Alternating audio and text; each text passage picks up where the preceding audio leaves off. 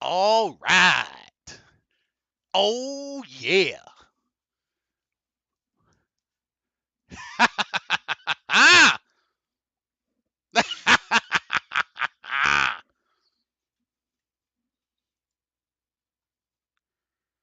Whew. Can you feel it? Can you feel it? Ah, what a game. What a game, what a game, what a game. Yeah.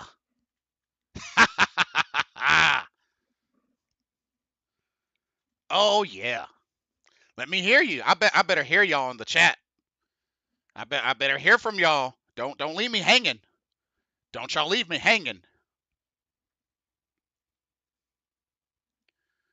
Don't y'all leave me hanging. Whew. Got me up here all sweating and junk. Whew. Yeah.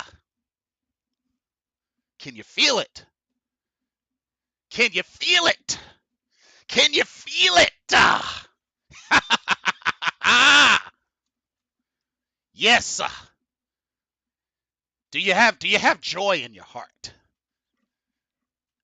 Aren't you glad? Hey. Woo. Chef 85, do you feel it? Do you feel it right up in here? Do you feel it all over, Chef 85?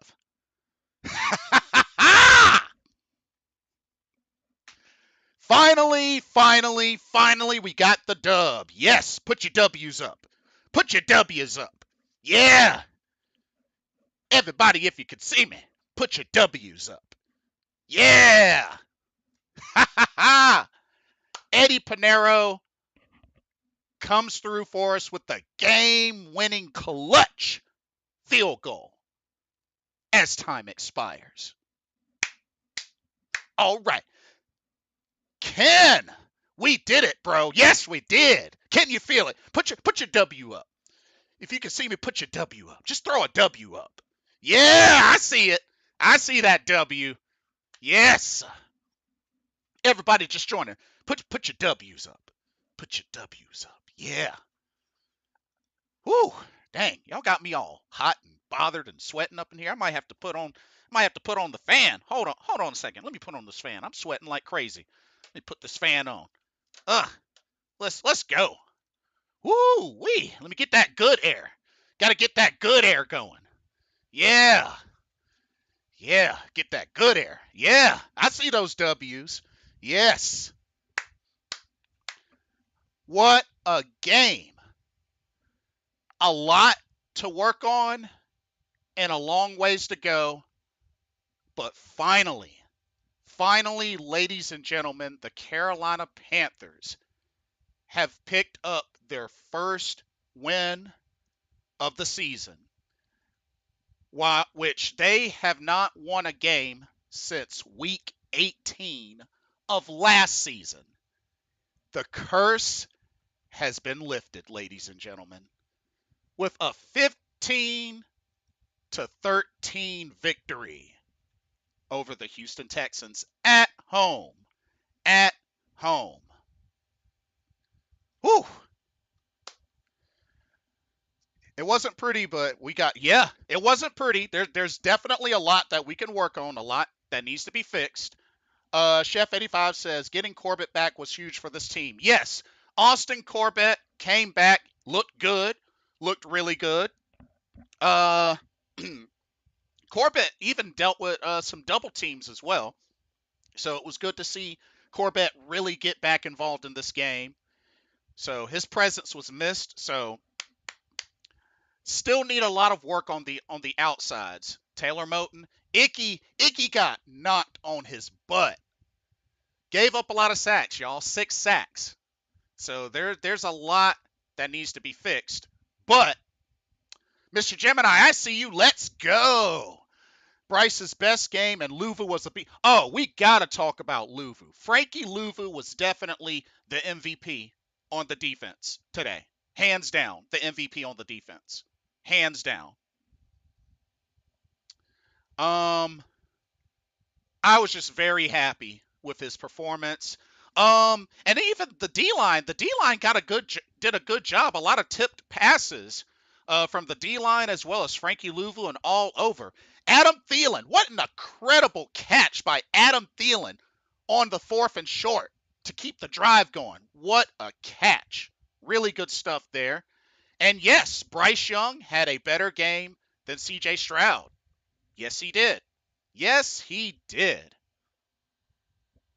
Yeah, 6 sacks isn't good. Yes, that is correct. It is not good. They got a lot to work on there, but let me tell you, like Frankie Louvu, I'm sorry, but Frankie Louvu, that might be our next leader of the defense. Frankie Louvu, I think we really got a gem in him. I think we need to hold on to Frankie Louvu. I think we need to hold on to Frankie Louvu long term. Long term. Thielen with a clutch catch. Yes, he did. Good concentration as well. Awesome catch. Oh, I got to show some love for Chuba Hubbard. Chuba didn't get a lot of rushing yards, but the dude kept running hard. 100%. Every touch. And got a couple of catches with some good runs after catch. Chuba Hubbard, got to give him some love. Chuba has been stepping up and has been delivering, keeping the drives going, had a clutch bundle of runs on that final drive to help set up for the field goal. Bryce had some on the money throws. Yes, he did. Bryce looked good. I feel like there was a few of those he could have gotten back, but was mainly because they were drops by the wide receiver. But Bryce made some incredible throws. He stayed poised, and he didn't turn the ball over. Y'all, I think we had a turnover-free game. We had a turnover-free game, y'all. This is big. We had a turnover-free game. When was the last time we had a turnover-free game? Think about it. That's what's up. This team showed up in the clutch. Defense played well. Offense, Thomas Brown in his play calling debut.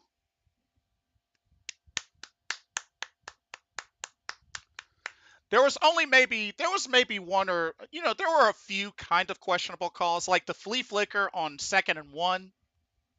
I wasn't really feeling that call, but Thomas Brown.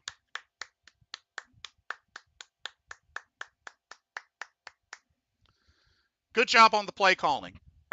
Thomas Brown called a solid game. Amazing what happens when you let your coaches coach.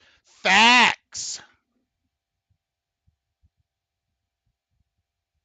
In big, ginormous capital letters, Chef 85. But yeah, like the flea flicker on 2nd and 1, that was really the only call that I deemed bad. That was really the only call. But everything else, Thomas Brown called a great game on offense. Brown was better than Reich's play calling by a mile. Yeah, facts. Bryce didn't flinch. He stood in there. Correct. But, I mean, they played good team ball. And we actually ended up winning the time of possession game late in the game because for the most part, Houston Texans were dominating the time of possession. But by the end of the game, Carolina ended up winning the time of possession battle. So that's another big plus. But, y'all, we kept the Texans out of the end zone and no field goals for the entire 4th quarter. Y'all, that's big. That's big. We kept them out of the end zone the entire 4th quarter. I mean, I'm very impressed with this game. Like I said, it wasn't a high-scoring game, but there were so many positives. The defense, not turning the ball over. We had a turnover-free game. Bryce Young stepping up, playing well. Clutch plays. Mingo had a nice catch and run. Blackshear on the kickoff return. Like, so many great highlights today. Super Trebo. Sup, Jason? I had a feeling we would win this game. It felt like the refs were trying to take field goal away from the Panthers. He had to kick field goal like 3 times. Now, what messed me up about that was why did Frank Reich accept the penalty? Why did he accept the penalty? Eddie had made the field goal already. That I didn't understand. There were 2 penalties. On the Texans, and Panero still made the field goal. Why didn't you just decline both penalties? That made no sense to me at all. That made no sense to me. That made no sense to me. But it is what it is. It was a chip shot for Eddie Panero, so I mean it's all good. He still came through. But oh man, that was a ridiculous sequence. Especially on the second attempt when Panero made the field goal. Like, Coach Reich, why didn't you just decline the penalty, yo? Why didn't you decline the penalty? So that I don't understand that one. But Chef 85 says Bryce outplayed CJ as well. Yes, he did in a big way. And hats off to Avero today. Called a great game. Defense had its best outing of the year. Facts. I mean, with the game as close as it was, and they kept him out of the end zone. No points for the Texans for the entire fourth quarter. That's huge. That's huge. That's huge. That's what's up. Bryce Young, congratulations on your first win, young kid. First win of your NFL career. Congratulations, Bryce Young. Good form. Good form.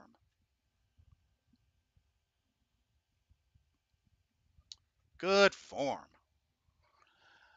Super Trebo says, it's crazy to think this, Jason. If Panthers win next week and the Falcons lose, I think Panthers will be 1 game out of first place. I don't know. Because we're 1-6. So, well, actually, yeah. Actually, that's a good point. And the Titans just beat Atlanta. But looks like the Saints are going to beat Indy, though. The Saints are about to beat Indy. So, yeah. But that's why I said it's not over until it's over. It's not over until it's over. So, we still got a long ways to go. Still got a long ways to go, but this could be the turning point. This could be the turning point. Mr. Gemini says, this is huge for Bryce's confidence. Facts. Big facts. Couple of notable stats. Let's look at some stats. So, Bryce Young finished. Look at these stats with Bryce Young. 22 of 31, 235 yards, a touchdown, no interceptions. He did get sacked 6 times, but had a rating of 103.6. Great game for Bryce Young. Great game. Chuba Hubbard, like I said, Chuba only had 15 carries, 28 yards, but ran pretty hard, got some key plays, and you know what? Running game didn't really add up overall, but it wasn't the end-all be-all. But that's something that they got to work on. We got to get better at the running game on offense and on defense. They gave up 110 yards on defense, though, and 2 touchdowns. But, one was a sneak by C.J. Stroud, and the other was pretty much a 1 yard run. So I mean, there's that. Um, Jonathan Mingo, 4 catches, 62 yards. One was a 40-yarder. Adam Thielen, 8 catches, 72 yards. So that's what's up. But yeah, Raheem Blackshear, Chuba Hubbard had a few, both 2 catches, 26 yards. But there were a lot of drops though. There were actually a lot of drops in this game, unfortunately. So this, like I said, there's a lot of work. There's a lot of work to be done though. Chef 85 says, with Icky playing so bad, do you think we kick him inside to left guard next year? He has really struggled in his second season. Just curious your thoughts. That's a good question.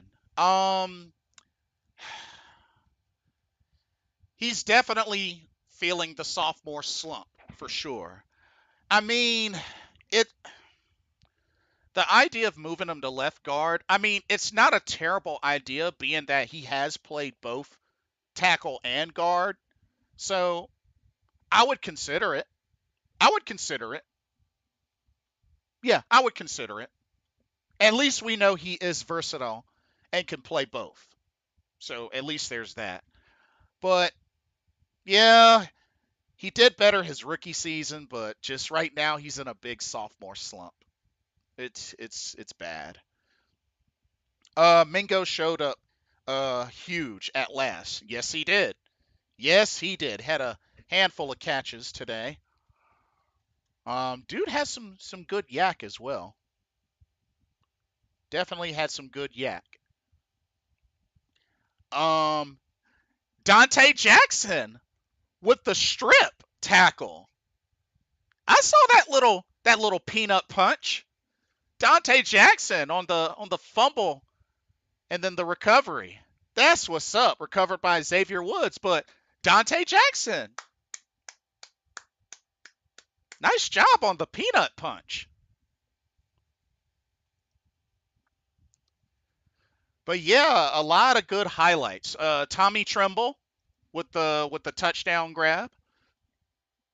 Hey, looks like we need to start looking at Tommy Tremble as a red zone threat, y'all. I think we have a red zone threat in Tommy Tremble. I really believe so. I mean, you look at a lot of the touchdowns that Tommy Tremble has up to this point. A lot of them goal line red zone touchdowns. So I think they may want to really look at Tommy Tremble as a red zone goal line threat when it comes to the passing game.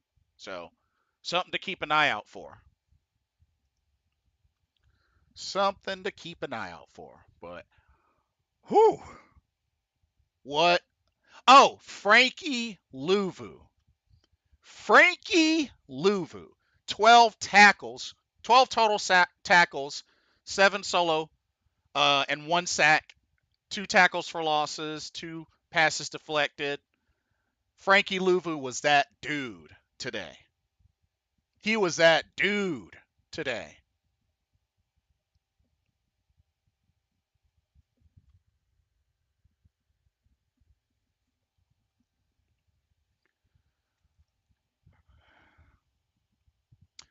Chef 85 says Hurst has done nothing this year, so maybe Trimble as a red zone threat is a good point.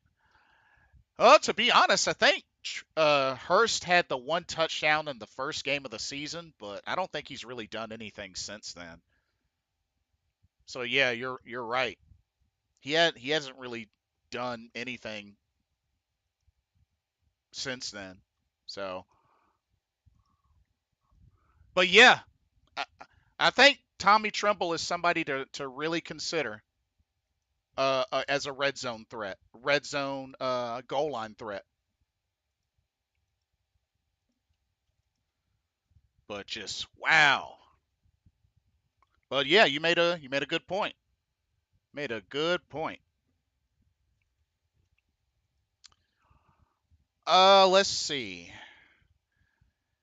Although it's unfortunate that Eddie Pinero, has missed an extra point or two, between this game and the previous game.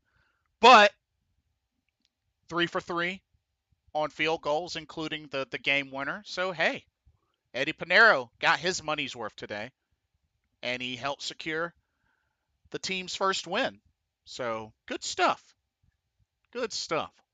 Chef 85 says if anyone has earned a payday, it's Luvu. He has earned it the old-fashioned way. Hope he stays in Carolina after this year. Oh, facts. Facts. Yes, indeed.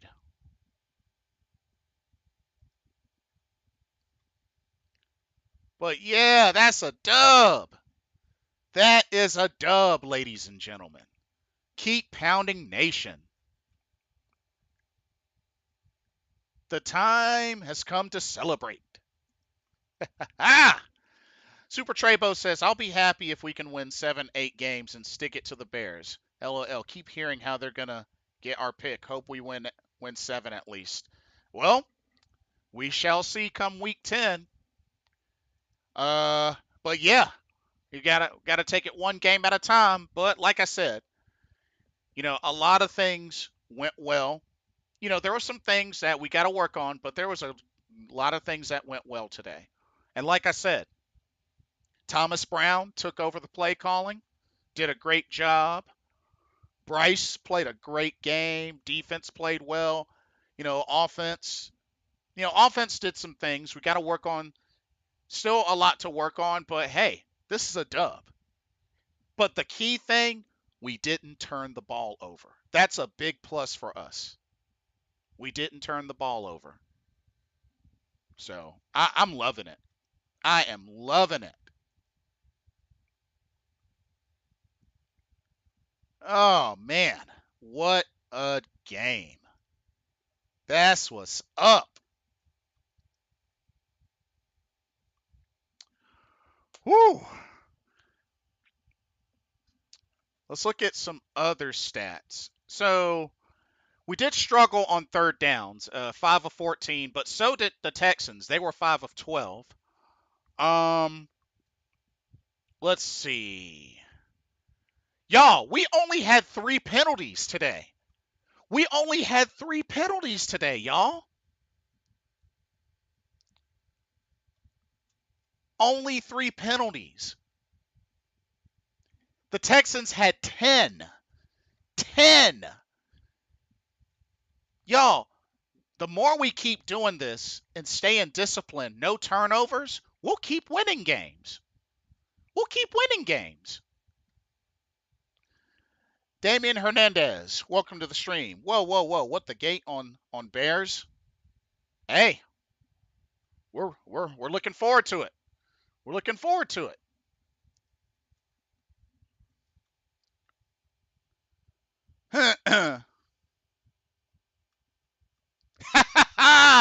I see you, Jeff R. What's up, fellas? This one feels. I don't care.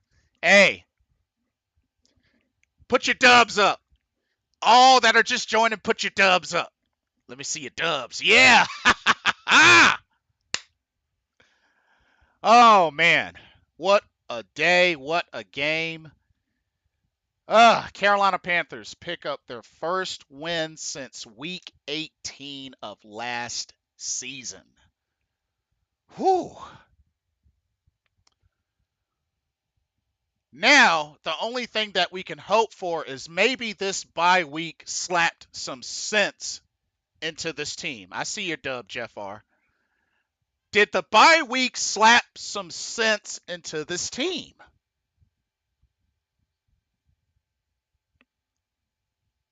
A lot of talk about CJ Stroud coming into this game, and yet Bryce Young had the better game. Yeah.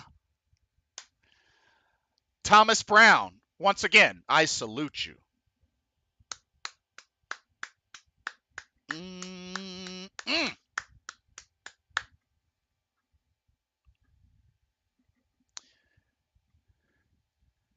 Frank Reich, though. Frank Reich. I gotta talk to you, Frank Reich. Frank Reich. I gotta talk to you. Frank Reich. Dude. Dude. Why would you accept the unsportsmanlike conduct penalty on the kick where Pinero made the field goal. What the heck, dude? What the heck? Explain that, Coach Reich. The kicker still made the field goal, and yet you still accepted the penalty. What the heck, Frank Reich?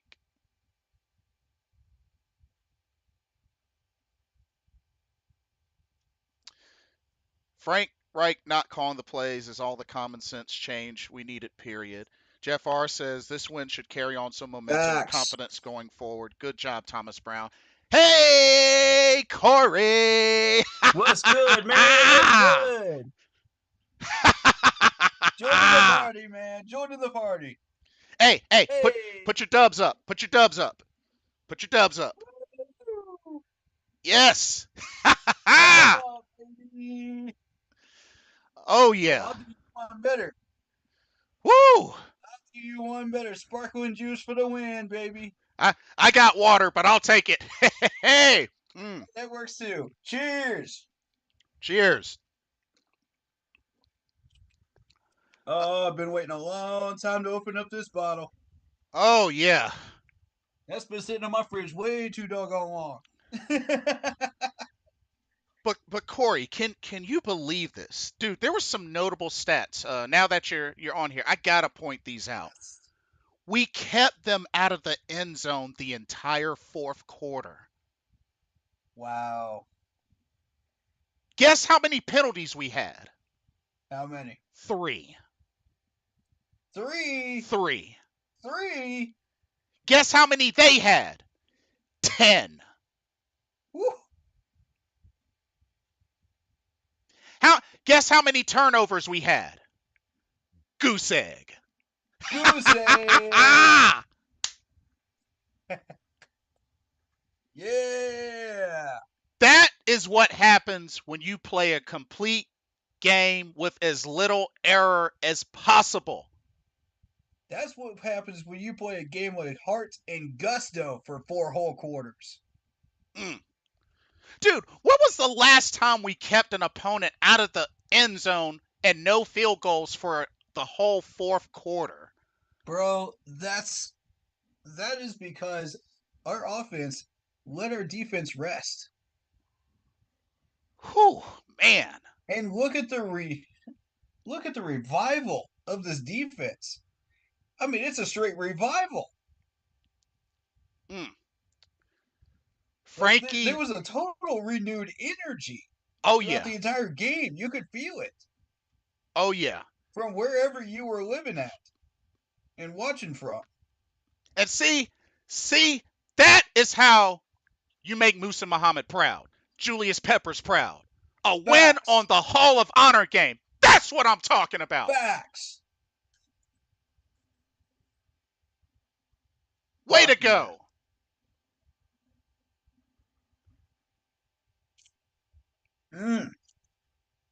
The energy in Bank of America Stadium. That's what we need. Yes. Yes. We're awake now. We're awake now. This is the first step towards taking this division back. This is the first major step. Now, people are going to be like, oh, you're partying like you just won the Super Bowl. No, we're partying like we just got a win. We haven't won a game since week 18 of last season. I ain't trying to hear jack like that. Me neither. Oh, man. Okay. Super Trebo says he accepted the penalty. I had no idea. Chef 85 says Reich needs to go to the retirement home. I agree. Except the unsportsmanlike conduct penalty made no sense. Pointless. He forgot to take his Geritron. Oh, it made perfect sense. I'll explain it to you. Dude, we gotta talk. We gotta talk about that, Corey. We gotta talk about that. If everybody figured out what these guys were doing, come on, no. Like now, Eddie missed that extra point earlier, right? Right. What range was that from?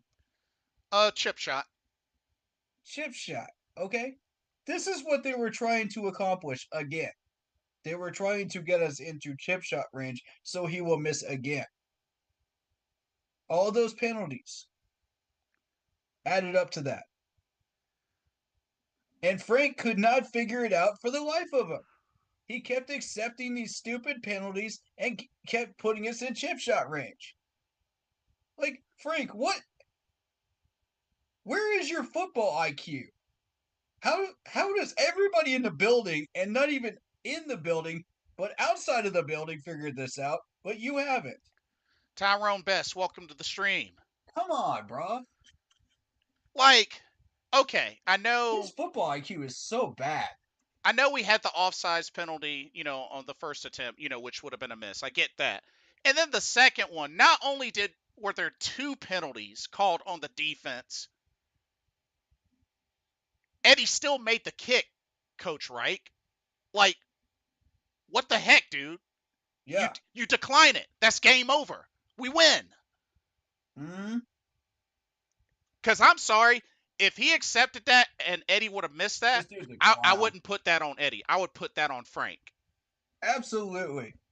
See, this is what I've been trying to tell you. Well, this is what we've all been trying to tell you. Frank is the problem. Hello, ding dong. If you don't get it by now, you're not going to. It's like, dang, did he look away at the play and didn't see that Eddie made the kick still? I mean, granted, that is a thing with coaches. Sometimes they'll think, oh, well, it's bad luck, if I look at the kick, and then you look back and, oh, your kicker made it. Cool. It's good luck, But this is not the case at all with Frank. He is just that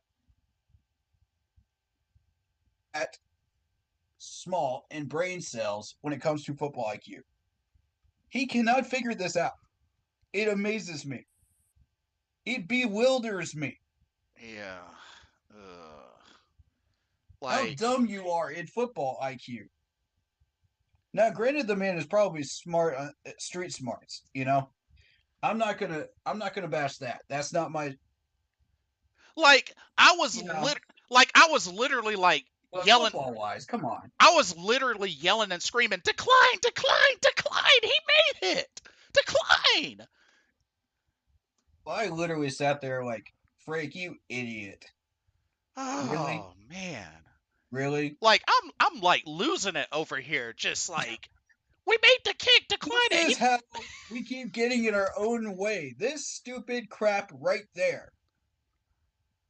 This stops. It stops now. It stops now.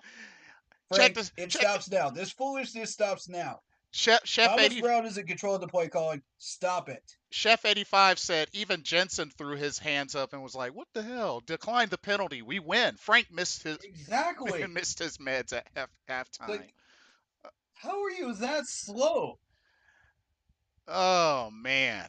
How are you that slow to process that? I've been trying to tell y'all. Look at the results. This is what happens when you put Thomas Brown in charge. This is what happens when Frank tries to take over a game and gets in the way. This is a perfect example of it, folks. He's putting training wheels on our bike when we don't need it. We're riding it down the street. Oh, yeah. And correct me if I'm wrong, I don't think Bryce had a single batted pass at the line today. No, he did not. Wow. I will credit our offensive line for keeping the hands engaged of the defenders. But how was their footwork? We got to work on that. Now, granted, we are not an amazing team by any means just because we got one win. We're not a Super Bowl team. We're not this or that, just because we got one win. Yeah, we got to take Don't overhype us. We got to take it one game at a time. One game at a time. Don't overhype us. Just because we played with this heart. We got a lot of stuff to fix still. But Chef, that doesn't mean we can't take steps forward towards those 9 wins. And I'm telling you, we can get 9 wins if we play like that for 4 whole quarters and we fix this stuff. Chef gradually over time. Chef 85 says this is what happens when you let your coaches coach. Facts. Yep. Thank you. Thank you, Chef. Winning comment right there. Winning comment. Oh, Amen, sir. Austin Corbett, welcome back, my friend. Yes. Now, he did have one bad play, and I'm going to forgive him for that, because he just came off an injury, a major injury. So I'm Well, going to let him off the hook for that one. it was a coverage sack, Yeah. but I know what you Yeah. mean. I know what you mean. It was a coverage sack, but Yeah. dude was engaged in one-on-one and double teams, and he did a great Yes. job. The one I want to say welcome back to is Xavier Woods. Oh Great yeah, game, Xavier Woods. indeed. And oh, how about that Dante Jackson peanut punch? Oh, what were we saying last week? Where's the peanut punch? There it Oh is. man, that There it was is. nice. And then scooped up by Xavier What I've been Woods. telling y'all. That's what's What I've up. been telling y'all. We've been practicing that in training camp and in preseason, but I never saw it in the regular season up until now. Indeed, Now, indeed. now we've had rest for the defense. We've had a renewed fire for the defense. So they're starting to get all the basics down. Once they get all that figured out, then they can start taking extra steps like that peanut punch to start Indeed. knocking the ball out. It's gradual step forward, you know, little by little. But it is just so amazing going into the fourth quarter down, and we kept the Texans no points for the That's entire right. fourth quarter. Like That's right. that's gonna stick in my mind for a while, bro. That is what winning the trenches looks like. Ladies and gentlemen, Indeed. that is what it looks like. I've been preaching about it, preaching about it, preaching about it. That's what it looks like in physical form on the field. But you know something? If it were, That's what happens when you practice what you preach. I'm a go out on a limb. I'm gonna give out 4 game balls. 4. Mm-hmm. One goes to Thomas Brown. Yep. Another goes to Bryce Young. Yep. Another goes to Frankie Louvu. And the final one, because he kicked the game winner, Eddie Pinero. I took a sip for all 4, buddy. Just celebrate them. That would be my 4 game balls. Yes, sir. Everybody else in the chat, who do your game balls go to? Let me see what y'all got in the chat. Who would you give your game balls to? And you can have as many as you want. You can have as many as you want. Corey, what about you? All right, my first one definitely has to go to Thomas Brown. Very well coached game, very well aggressive offense. We called a lot of aggressive plays Mm-hmm. that we normally didn't. And it took them off guard because they didn't know what to expect. They hadn't seen half this stuff on film. So they said, what the heck is that? Mm-hmm. You know, when Bryce has the confidence to try a flea flicker, you're doing something right. But that was on a 2nd and 1 though. That was probably Yeah. the one questionable call out of the entire game. But No, no, no, no, no, no, no. That's the perfect time to do it because it throws them completely off balance. They're not looking for it. on a 2nd and 1 though, Exactly. huh? Exactly my point. They're not looking for it. Who's Well, looking for a flea flicker on a 2nd and 1? Nobody. well, I mean, yeah, Nobody. that's a fair point. Uh, Chef 85 says Luvu, Thomas Brown, Coach Avero, and Bryce Young. Yep. Those are his Yep. 4. Yep. That's a good 4. That's a good solid 4. I'll add in D-Jack. D-Jack had a spectacular game. Oh yeah, and had the peanut punch. Dude, D-Jack was flying today. I don't know what got into this dude, but whatever it was, keep doing it. Oh yeah. Whatever inspired him, light it up again, man. And That was that 2015 energy, man, that I felt from D-Jack today. I was just like, whoa, oh yeah, where did this come from? Somebody's been watching some old game tape. He's been taking my advice. I appreciate that. oh yeah. Thank you, D-Jack. And we need to Much keep love to you. Luvu for as long as possible. As long as humanly possible. I want him to retire a Carolina Panther.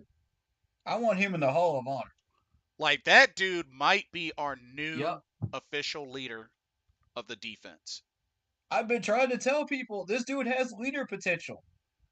I've been trying to tell people. Like they might want to I start showed you. consider him being like the one that hypes up the defense. Bro, this dude has captain in the making. Absolutely. Because what I see in Lubu, okay, I see I see parts of Thomas Davis and I see parts of AJ Klein in this man. Yeah. Oh yeah. And, you know, I'm not quite seeing Luke Kuechly, with the brain and everything. It's okay. That's But okay. I'm seeing TD and I'm seeing AJ Klein. AJ Klein was a run stopping animal Mhm. back in the day in the system that we were running. Mhm. So anytime you tried to even run it to the sides, he was there. You tried to run it up the middle, he was there. You tried to run a sweep, he was there. That was AJ Klein in a nutshell. Facts. And he's not quite what he used to be. He's up there.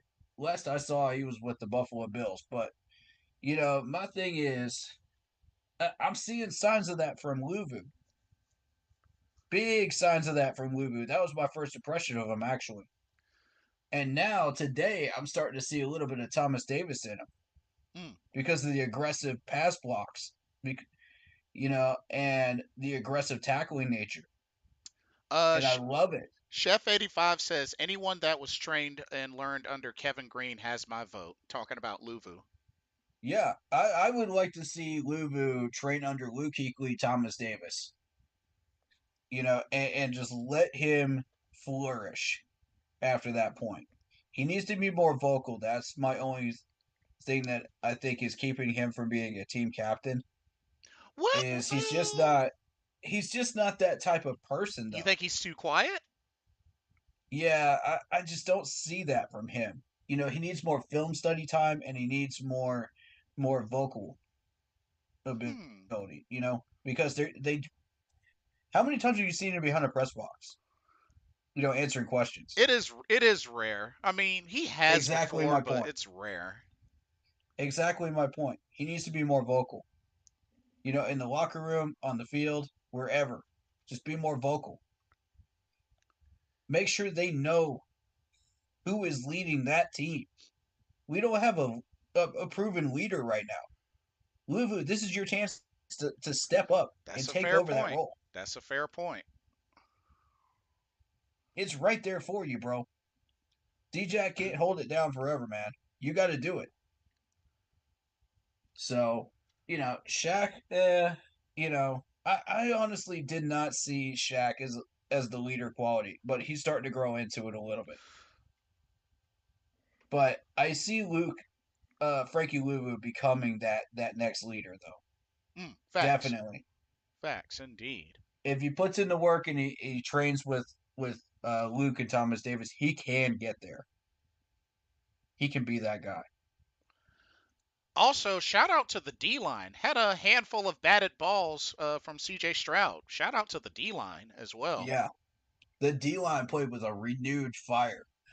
Like I love those pass blocks. Hmm. I loved everything I saw today. Um, you know, and this is another example of Houston's O line just not engaging with the hands.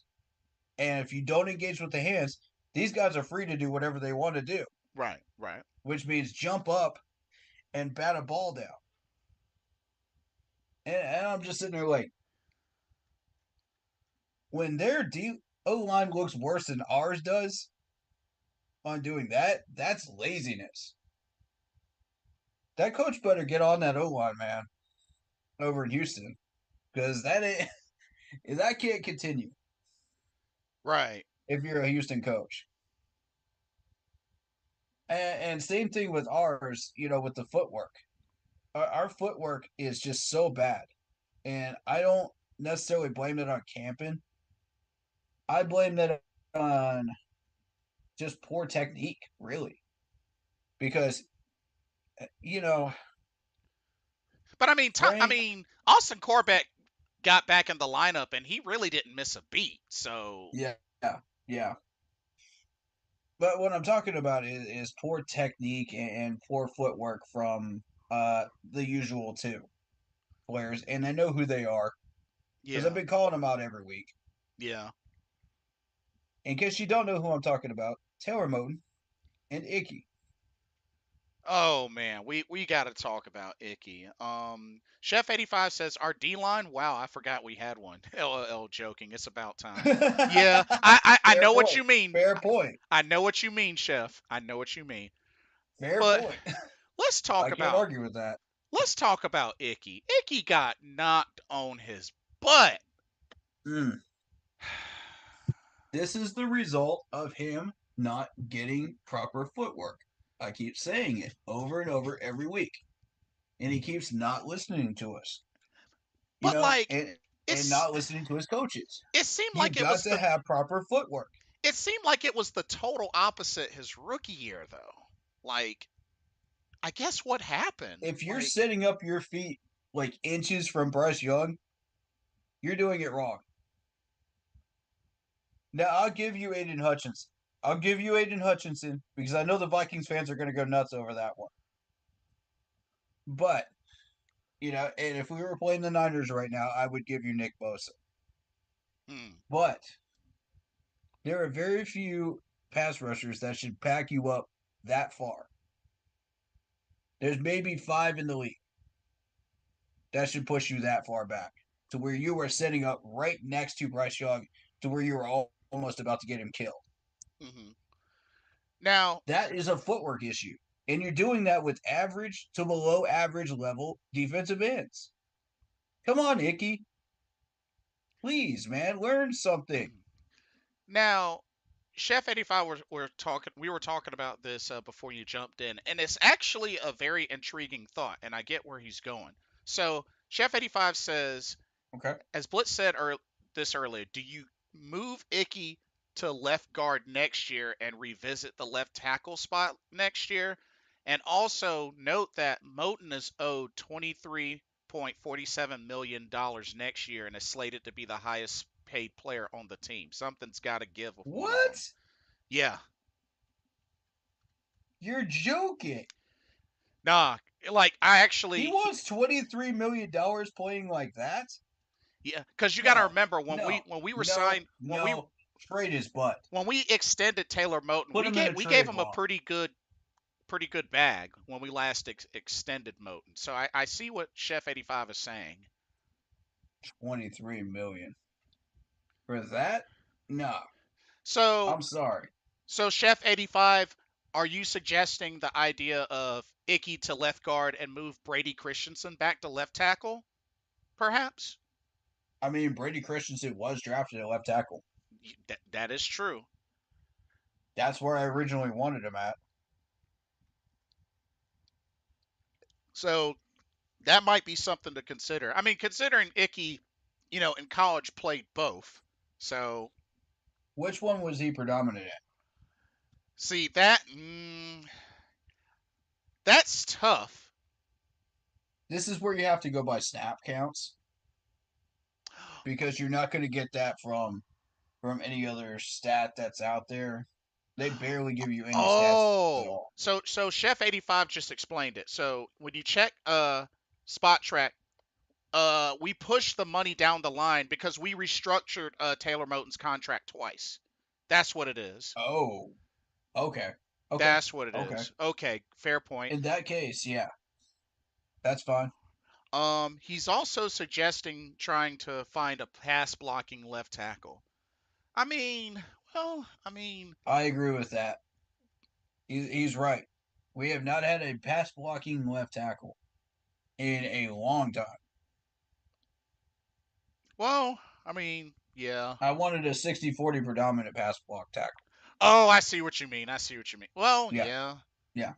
I mean, He's got a yeah. point. That's a fair If he's point. going by my theory on that, then yes. That's a fair point. Because that's what this offense is designed for is 60-40 passing. I'd say 65% because I don't know what Thomas Brown's playbook looks like now, in full. Oh, Chef 85 made a good comparison. So Icky is like a rogue great reminds him of Travell Wharton, who was average at left tackle but became a Pro Bowl left guard. Okay, Point, point. that's Yes, sir. actually a good comparison. Yes. After all, We have Travell. not been able to draft a good left tackle, though. That's the problem. We've been able to draft an average level left tackle. So And so are we saying that we haven't had a phenomenal left tackle since Jordan Gross? correct, sir. Wow. Yep, I'm saying it. Wow, that's a long And time. Byron Bell was the start of our problems. He He, was the start. oh yeah. It just got worse and worse and worse from there. Yep, Chef 85 says 60-40. Yep, you called it. Okay, Yep, so he is going by my theory then. yep. Good. Good, good, good. But wow, That's what that's wow. That's that's what I crazy. think we should do because like I say, I don't know how much of a percentage this is playbook wise right now. Pass versus run. So until we know like after a couple of games, what we're dealing with fully. Yeah, Because we'll see about 75% of the playbook then, and we'll know. Of course he's going to hide about 25% of it because he doesn't want other teams to get a hold of it, on tape. right. And But, we'll get a good measure of it from that, and that'll be enough to tell us, okay, this is the type of offense we're running. This is the type of offensive lineman we need to draft, in the second round. and Chef 85 says, yeah, he agrees. We haven't drafted one since Jordan Gross, and he originally started at right tackle, and you got to remember Yeah. we drafted him in 2003, so it's really been 20 years. Holy But crap! we also need help on the right side too because Taylor Moton doesn't have anybody behind him really that's that great. Who's the Right. name of the guy behind him? I don't even remember. He's not even notable. The guy behind Taylor Moton. Taylor Moton, Yeah. Ricky Lee, but he's See, nobody even knows who Ricky Lee is. Nobody has a clue. only thing This I is where we got a problem. only thing I know is he's played at A&T, North Carolina A&T. That's really the only thing I know. See, that's all you know. That's a problem Yeah. right there. That's why we have to address that spot first. Uh, because Taylor Moton is having trouble. Icky's having trouble, and if you move Icky over, okay, then it just becomes left tackle and then drafting help for Taylor Moton, right? Right. So that's two Um. draft picks. That's two draft picks. Don't go to free agency for these guys. Yeah. Don't pass go and collect $200 in free agency. Draft these guys. Don't screw up again. Draft these guys. Chef 85 says Byron That's why Bell. we The got Brady Christensen. That's why we got Cade Mays for it. Yeah. Chef 85 says Byron Bell, the carpet layer. Dang, those were the Oh gosh. days. Christensen at Don't even left get me started on Remmers. Christensen at left tackle makes more sense with this offense than Icky. Left guard has been a huge hole for a while. Is Christensen gone for the year or not? Yeah, he's out for the season. Yeah. Yeah, he's out Yeah. for the season. Agreed. We Throckmorton need and David durable Sharp guys and too. Ricky Lee. That's another good point. We need durable guys too. We need Um, guys that are going to last more than 3 years says we without can. We without season injuries. he also says we cannot make one good draft pick. LOL. Joking. Yeah. Yeah. I don't know that I agree with that. I mean, we've been. I mean, it makes you wonder, like hit or miss. How more miss have we been than hit? And that's what we kind of discussed during that great debate conversation about Scott Fitterer. Is how much of that is hit and how much of that's miss. And to my knowledge, I feel like we've hit more than we missed. You know, I felt like the trades were what really messed yeah, us up. the It trades, seems. we weren't getting proper trade value for what we were trading at times, and that's that's a learning experience for Scott. First 2 years I can overlook it because of Matt Rule, but after that, you got to get your act together and not screw us up. Oh snap! Kirk Cousins tore his Achilles. Oh wow. Oh man! Yikes! Dang, the injury bug is not playing around this season. No, it ain't. It's not picking favorites either. Yikes! Yeah. Uh, And AR is out for the season. yeah, but So the Colts, did they? Oh yeah, they lost. Yeah, they're next. the Saints won.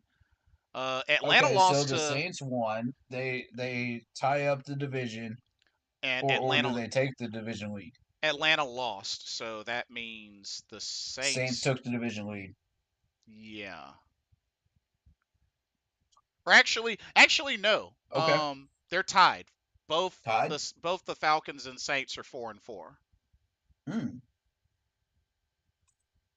Do y'all sense an opportunity here? Do y'all sense an opportunity here? You've been watching the scoreboard during halftime. I know you guys have. Every week. You're sensing that opportunity just like we are. Yeah. Um, Chef says underfit. It seems uh overall more misses than hits. Rule fit error. I wish we could know what picks are tied to fit and what aren't. Which is a fair point. That's a fair point. That is Sucks a fair point, actually. sucks for the Vikes. Ouch. Who is the backup there? Cousins was a big name trade candidate to doubtful. It Good would question. have I don't know happened who the still. backup is. Somebody named Jalen or Jaden Hall. Jaden Hall. Huh. Where's he from? No. Jaron Hall. Jaron Hall. Oh, Jaron Hall. He is Okay. from played at BYU. Ooh. That's Uh, why nobody knows who he is. he was a fifth round. BYU. He was a fifth round draft pick. Yep, that explains it. He's on the he's on the talent level of probably Matt Corral. Yeah. If you're gonna Um. label him a fifth, then yeah, Matt Corral level. Oh, but yo, I don't know if you heard, but Will Levis went off today. As Chef 85 mentioned, dude had 3 touchdowns. Wow. Yeah, and D Hop had the hat trick. D Hop, my dude. Oh no. Will Levis had 4 touchdowns. He had 4. What? Woo! Wow. Woo! 19 of 29, 238 yards, 4 touchdowns, no interceptions, got sacked twice, has a 130.5 rating. Okay, Will, we Uh see you. 3 touchdown passes to DeAndre Hopkins and 1 to Nick Westbrook-Ikani. Oh, my dude. Nuke, as we Dang. call him in Clemson. Nuke. Will Yes, Levis went sir. off? Wow. That's crazy. That's what happens when you give him proper coaching and proper play routes. Everything works out perfectly, and you got DeAndre Hopkins. Dang, how many people thought Will Levis would go off on his starting debut? What? I had a feeling about Will Levis, man. I had a Dang. strong feeling about that dude. I saw him in Kentucky, man. I was watching a few games of him in Kentucky. That dude was crazy. That's why Kentucky was winning so many games during that time period. Is because of Will and the weapons he had. Chef 85 says, Jared Hall, that sucks. We've had our fair share of injuries, so no sympathy. I feel you on that. I feel you. You know what I got no sympathy for? The poor tackling. Because we've had a week and a Yeah. half to fix that. Yeah, the tackling is still kind of Who is teaching atrocious. these guys these angles and how to tackle? Because this is really starting to aggravate me. And I Yeah. hate to micromanage during a win, but come on, man. The tackling is so crucially important. Yeah, it's one of the things they got to work on. I mean, I know we Yeah. gave up a lot of sacks, but tackles we definitely got to get Yeah. better on. So definitely a good amount to fix even from this game. So Shout out to Carl on my Facebook stream. He says, how about Black Shear in the return game? Yeah, that yes, 52 yarder. indeed, indeed. Uh, Icky was exposed often today. Truth. Uh, and this is Yep. not the first game he's been exposed like that, too. The Yeah, first two games against division opponents. he's just in a big sophomore Oof. slump. He's just in a Yeah, I sophomore don't slump. I don't know what's going on with him. I don't like it though. Chef says, "Oh, yep, a lot of work to do, indeed." But I tell you what, Adam Thielen channeled his inner Greg Olsen with that 4th and 2 clutch catch. And that was a big play that I predicted actually. Because it I looked like it called was that. going to Miles, but Thielen caught it though, even though it Oh, looked like it that was going to play. Miles. Okay. That play. Gotcha. Yeah, Um that play was a kind of a surprise for me too. I thought, okay, I what are we doing? You know, fourth and what was it, 1 and 2? fourth One and or two, two? 4th and 2. You know, okay, if you're Houston's defense, what do you expect from like 95% of the league? Draw play, right? Mm-hmm. What do we do? Wrong. we we pulled some trick plays out of the hat, and that's exactly the time to do it. We Right. pulled a play out of the playbook that they had not seen on tape. They didn't know what to do, and we caught them off guard again. And this is a lead into that touchdown catch by Tommy Tremble. Now, this play, I predicted this was going to happen. I didn't predict who was going to catch it, but I predicted the play itself. Okay, so we've had red zone troubles before this. We walk in there, 3 yard line. We're like, okay, three straight draw plays. It's not working. Come on. What? Who calls three straight draw plays? Everybody in the league, right? Yeah. Here's what you don't call that no one's expecting. Okay, nobody's looking at the tight ends during this play. Nobody's looking for a tight end flat off of play action. No one's looking for that. They're thinking, okay, draw play. So they're all going to bite on the draw Oh, play. you're talking about the play to Steven Sullivan? No, Tommy Tremble in the end zone Oh, the touchdown. The for the touchdown. touchdown. Gotcha. Yeah. Gotcha. Gotcha. So, yeah. So we ran the ball like three straight times, before this. You're not looking for that. But of course you are. 95% of the league runs that because they're expecting, oh, yeah, you got a powerful running back that can get into the end zone, right? Mm-hmm. Wrong. Chuba can't do that. So here's what we do: we use him as a decoy on a play action. Mm-hmm. The whole defense bites because they're thinking, okay, they're going to run it again. Nope. 1-on-1 coverage. You got a tight end that nobody's even looking at going in a flat pattern towards the outside of the end zone. Um. Throw that thing on target, touchdown. Oh yeah. Absolutely. Absolutely. And here's the thing about this: if you're using, if it's tight coverage, then yes, you want Tommy Tremble because he'll probably catch that ball better than any of the other tight ends. If you're using that, if nobody's paying attention to him at all and it's light coverage, you want Richie because no one's even looking at Richie. And I saw some game film tape of unnecessary bluntness that I was running a reaction on before the game, Okay. and there was one play in particular. They were running it. They were doing a play action pass, and it was a tight end flat. Nobody was paying attention to Richie at all. Wide open. Because who's going to pay attention to Richie? He's a fullback originally, right?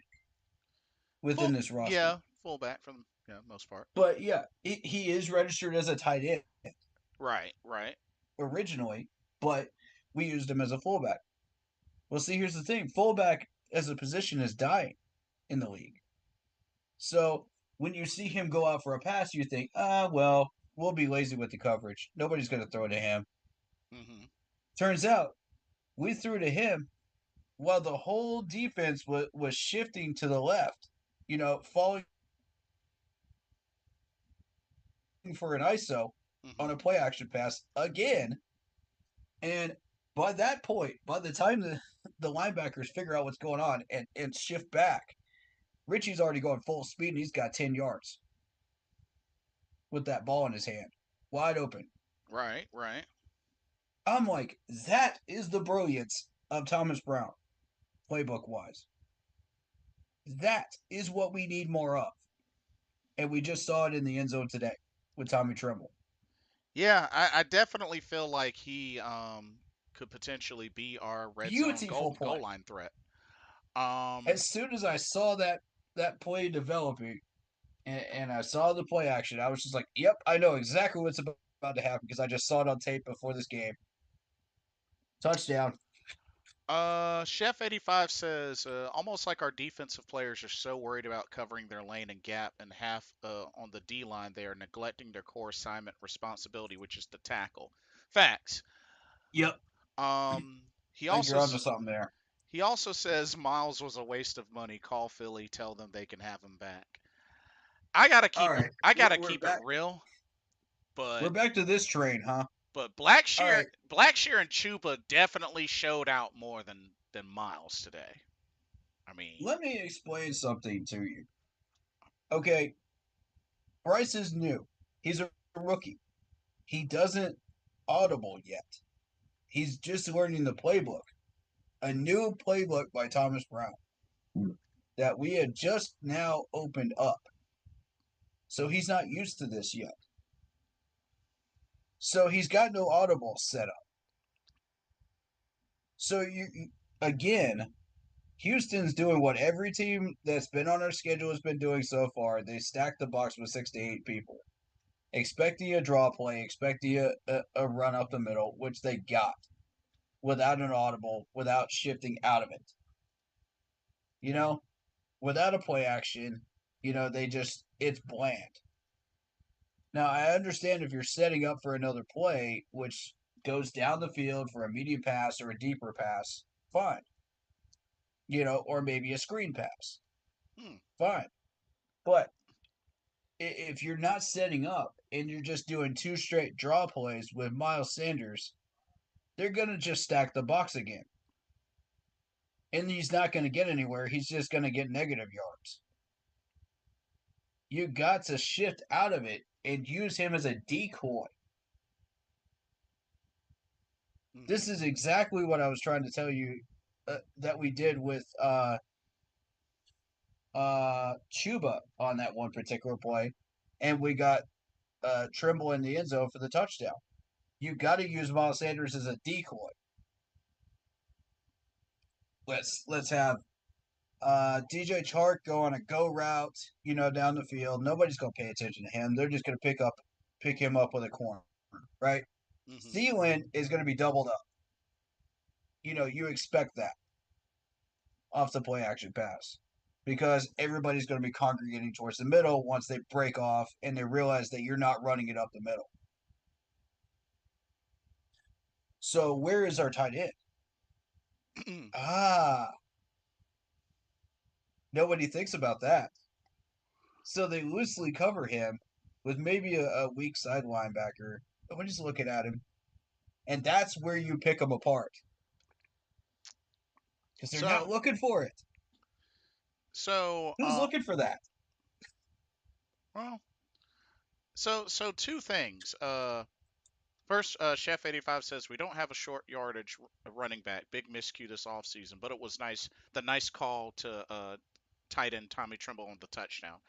Um, Cuba can do that, but he's not a power back. That's not what he's originally designed to do.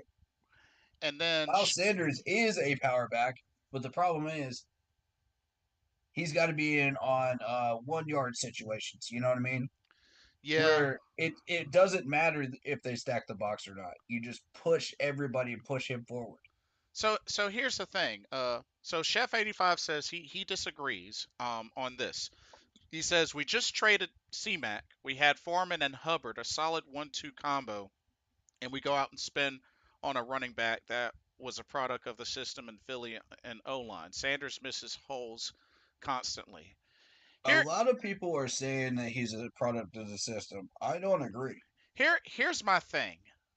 Now, we have to keep in mind with C-Mac, we ran that dude into the ground. Let's just keep it real. Facts. He was 90+% of our offense.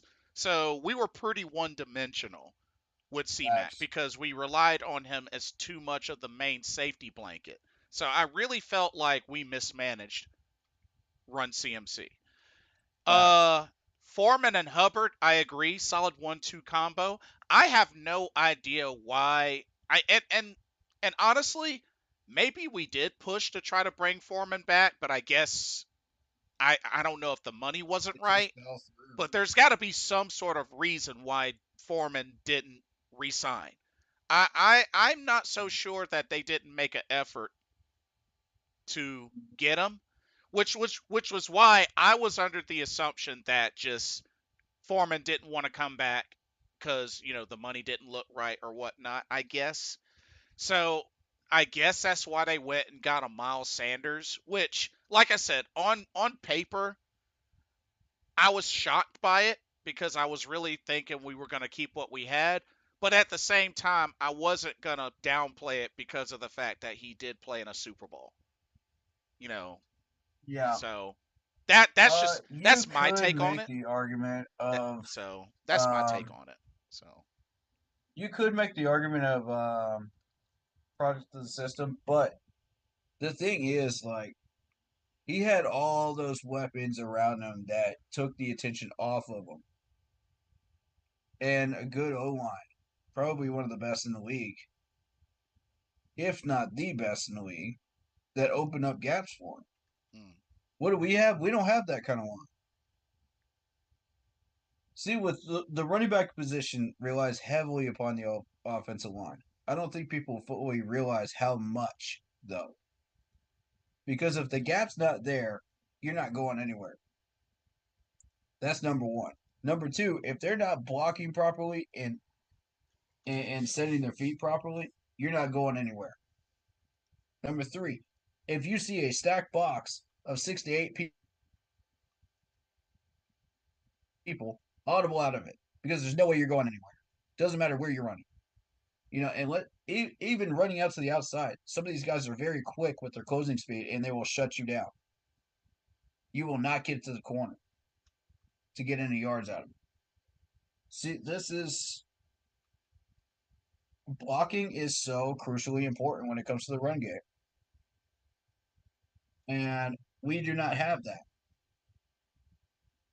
mm, We have a Taylor Moton who has been having a terrible season. We have an Icky that refuses to block today for some wild reason. Just refuses to block properly mm. and Soft set his feet properly, sophomore despite what slump. the coaches have told him. Even Taylor Moton listens to the coaches. Come on.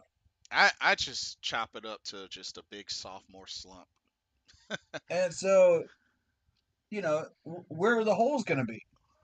When your two tackles are not doing their job and they're not opening those gaps, where are you supposed to go? You're going to run straight into a brick wall, especially when you don't audible out of it. Mm. Let's see.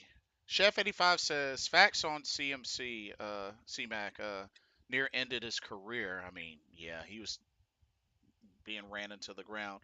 Foreman, oh, he says Foreman didn't come back because of lack of guaranteed reps came out after he left for the Bears. Really? Wow, that's kind of a bummer. That's Well, yeah, how are you going to guarantee reps when you don't even know who your head coach is? that is kind of a bummer. Um, I mean, Chef fair point, right? Chef also says, someone tell me why we spent on Justin Houston, who also left today with injury. I get veteran experience, but rather play Barno or DJ Johnson. See what we have. I'm We going to. we did see How much longer we, is Justin Houston going to be out? that I don't know yet. I don't know how serious it was, but Um, we did see some DJ Johnson today. We did see some. yeah. He did play today. Barno, I don't remember seeing Barno in today, but I agree. I mean, we gotta get I these saw folks Jamie reps. Robinson. Yeah, yeah, he got in a few tackles, but yeah, That was the other one I wanted to test out before trade deadline. I yeah, wanted to see what we had. but yeah, And I'm glad that they played these guys because I wanted to see exactly what we had. That way, if we need to package them up, we can package them up. If we need to upsell them, we can do that. You know, if we need to downsize and just cut them, we know, at the end of the year, we know we can do that too. I yeah, wanted to see where we were at with these guys. And Justin Houston's being paid too much money to move him, even if a trade possibility came up and he was healthy. mm, So, I mean, who's going to take him? You know, uh, and for what value? We don't know because he hasn't done anything this year. So, whatever value he had with wherever he came from, it's not going to be as high now because of the dead season he's having. uh, So, my concern is like you can't put him in a trade package at this point, even if he's healthy. There's nothing for him. You just have to make a decision at the end of the year and bite the bullet on that one. Barno, Jamie Robinson, and DJ, yes, you still have an option to do what you want to do with these guys because mm-hmm, they're young. They're options for you mm-hmm. to maybe get a trade pick back. But do Um, you want to do that though? You got to reevaluate these guys since we were not playing with our full gusto up until this right, game. right, Now we've been playing with our full gusto. Okay, now we know who these guys are, what they can do, what they can't do. You know, mm-hmm, I wish we had 2 or 3 games to really open this up and evaluate properly, but we don't. yeah, We had that bye week, but that's not enough. yeah. You need them against live opponents. We still need to get him more involved for sure. Um, Chef says Taylor Moton, a right tackle with an arthritic knee. Let's not forget that. He also says nobody wants Oh, good him. point. He also says nobody wants him. He had 6 sacks with the Ravens, and they knew he was done. Signing him was a cover up for lack of a capable edge rusher opposite Burns. Houston is an unrestricted free agent after this year, not re-signing. Um, let's start with Taylor Moton on this Okay. because what did he say? The arthritic knee. He He's got a point. said he has one. Let's not forget that. He's got a point. And I did not know that actually. So he's got a point. Jeff R. Yes, that is correct. This was Austin Corbett's first game back. Yes, that is correct. Yeah. Um, Let me address these Facebook comments and then I'll get back to the second half of this. Yeah, yeah. Do your thing. Carl says I looked at the points against, and despite playing one less game, Atlanta and New Orleans, we have given up 38 more than Atlanta and 45 more than New Orleans. Defense has got to tighten up. Well, I mean, to be fair, the defense has been on the field too long, so they're tired out by the fourth quarter. So now, today was an accurate representation of what we should start seeing from here on from the Right. defense. if our offense continues to play like that and we start to tighten up in the trenches on O line, look for more points on the board. Look for the defense to be rested up more. They'll come out firing more, and then we'll start to really see this roster come to life Right. the way it's meant to. And Chef 85 says, "Thank God Corbett is back, though, for sure." Yeah. Yes, Amen, sir. indeed. Amen. Indeed. We have missed him terribly. Terribly. Some people think Foreman left because they didn't hire Wilkes. Carl says, "Ooh, interesting theory. Oh, interesting. He might be onto something there." Um, Andy Bailey says, "I see you got the big bottle of champagne out." Yes, sir. Yes, You, sir. uh, We finally got a dub. You know Chef what time it is. Chef 85 says defense was worn out by the third quarter in every game but this one. Facts, Facts. 1,000%. Mm. Captain, no points in the fourth quarter. Mm. Yeah. It was so awesome.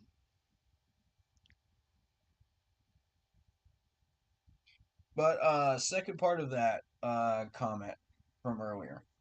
Okay, the arthritic knee, and then Justin Houston, right? Yeah, Justin Houston. Okay, you are onto something, Chef, with that one because um, at that point we had missed out on so many good defensive ends and so many corners in free agency, and we just let it go, man. We let that position go, and it's a real doggone shame because we could have had who was available during that time period. Remind me. Oh man. We had some good names on that list this year. Some nasty names. And a lot of those guys got signed. So we're sitting there and Justin Houston's available. So we said, okay, best of the rest. Yeah.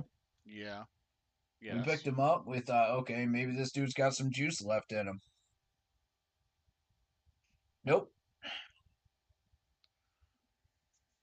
Oh, But we won't know until he comes back from injury what we really right. got with him. Yeah. Chef 85 says Frank Reich just needs to stay out of the way, take his headset away, and let him be the quality assurance guy from a distance. Dang. I mean, that might not be a bad idea. Oh, Oh man. I mean, can we have him dress up as a mascot? No, I don't want it. I don't want him to take Sir Purse job. Oh, Chef mentioned Frank Clark. We could have gotten Frank Clark. Oh, Frank And Clark, huh? Crosby as well. I mean, Frank Clark, he was available. So, Yeah, I think everybody had their heart set on Clowney, though. oh, I would have loved to have Jadeveon Clowney. Oh, I would have loved Yeah, that. I think the possibility is there with Clowney. Um, we just didn't want to pay the price, I guess, to get him. Oh, And we weren't sure if he was going to be a good fit. Because isn't Clowney like a 4-3 guy, I think he's a three. predominantly I four think three? I think he's a 3-4 guy. I think, but I don't remember for sure. I think Madden has him as a 4-3, but I don't know. Really. Oh, okay. Um, But they who ha- goes by Madden, right? they had a video on Twitter, Carolina Panthers Twitter, of Bryce Young going into the locker room and him getting greeted by his teammates and the coach. He was pretty fired up. Mm-hmm. I noticed that right as they were going into halftime, he was just high fiving everybody, and I just love the energy, man. That's the leader right there. That's a team guy right there. He's trying to inspire love and energy within this team and say, "Good job. We need more of what you just did." You know what I mean? And mission successful because we came out in the second half firing, dude. Chef says, "How can you disrespect Sir Per that way, sir?" Oh I was man. joking. I was joking. Oh man. Nah. We're gonna put Frank in the janitor's spot, man. Yeah. Because honestly, at this point, he's got to clean up everybody else's mess Yeah. Fair because point. everybody's been cleaning up his mess. Seems only fitting to me. But Makes sense to me, man. but yeah, just an incredible win today. Like I said, it wasn't a blowout or anything, but just What played a four beautiful win. quarters, did what we had to do, got the dub. Eddie Pinero took us home with the game sealing field goal, and just, yeah. And then he rode on the back of Johnny Hecker. That was beautiful. uh, What a moment. yeah. Oh, yeah. But, so coming out of the bye, picks up the win. We got the Colts next. I think we get a shot. Yeah. I mean, I'm telling you that right now. I'm not I'm not excited about the Colts backup quarterback. I'm not. they have Garner Minshew. I mean, Gardner Minshew and Journeyman. yeah, pretty Journeyman. much. But they do have Jonathan Taylor. They got him that big extension. So They did. Yep. yeah. Yep. Um, I mean, and they got the drafted wide receiver out of UNC, Josh Downs. So they got a few Yeah. notable folks. And Let's uh let's talk about the elephant in the room, the wide receivers. Because everybody's been making a big deal out of it. Oh, we need a number one wide receiver. Okay. Again, T.Y. Hilton is out there. Sammy Watkins. Sammy Watkins and the third guy, which I don't remember offhand. And we haven't picked up the phone for any of these guys. Yeah. Please explain to me why this makes sense. You guys want a number one wide receiver that's not injury prone. There you go. Honestly, Sammy's injury prone, but screw it. Why not? At this stage of the game, why not? Because I think if you understand how to use Sammy Bright, you'll get a lot of use out of it. Um, Whoa. Chef 85 says Clowney is making 2.5 million. Houston is making 6 point flat rate. What? what? Wow. You're joking right now. Said both are on 1 year deals. Houston had history with Reich and Indy, so I guess that is why we went with Houston. Oh my And god. and Clowney is okay. So Clowney is more of a 4-3 guy, I guess. But I would have taken Clowney myself. I would have taken him myself for only 2.5 Yeah. million. Yeah. Shoot, I would Even have if taken he him. is a 4-3 man, you can still plug him into a 3-4 Yeah. Um, definitely and got it'll still work. says definitely got a shot against Minshew Magic. He's Matt Moore 2.0 or a slightly better version. Yeah, pretty much. Yeah. Minshew does not scare me at all. Yeah, and We just have to put corners on his weapons, and then we should be fine. right, right. He also says, guess we're going to spend. He's more of a pass game quarterback. Yeah, yeah. Says, guess we're going to spend big on Higgins, etc. next year in the off season. Yeah, perhaps, Um, perhaps. and again, if people miss this, with Clemson people, if you have any type of talent coming out of the Dabo Swinney era, and you've either played in the playoffs or won a national championship with Dabo, you're going to be commanding a big contract. Hmm. So after your rookie deal. So you got to draft these guys early instead of having to pay an arm, a leg, a torso, and an organ just to get these guys. It's ridiculous after a certain point. Look at DeAndre Hopkins' contract. I mean, there's your example right there. And I mean, the list just goes on and on. AJ Terrell, you know, T. Higgins, Sammy Watkins at one point was like that. Well, Mm-hmm. Sammy, to me, we had the best shot at going after because I saw that small contract with the Chiefs because they didn't know what to do with it. Uh-huh. They had so many weapons in KC that they had no clue what to do with it. Here's a little tip: you don't plug them into slot. That's where you went wrong because they had so many weapons that they just decided, okay, screw it, we're just going to put him in the slot and throw him the ball every once in a blue moon. Doesn't work. You're not going to get the explosiveness out of Sammy that you want. You got to put him out there for deep balls. You got to get him out there for go routes. Mm-hmm. You know, let him be the explosive guy that he is. Yeah. Stretch him out. Let him stretch his wings. Mm-hmm. If you put him in slot, you're limiting him. You're putting him in a box, and it doesn't work. Yes, he can play slot, and all of the Clemson wide receivers that you see come out of that era can play slot, Uh, but they're not stretching their wings. yeah. Exactly. Exactly. Chef 85 says slow down Jonathan Taylor will be the key against Indy next week. Not saying I agree with this with signing Higgins. I just like, how Tepper is. Yeah, that's fair. Yeah, But yeah, I do agree. We definitely gotta stop the run. Jonathan Taylor, yeah, he's gonna be it's gonna be a task. But that oh really is going to be a task. We haven't.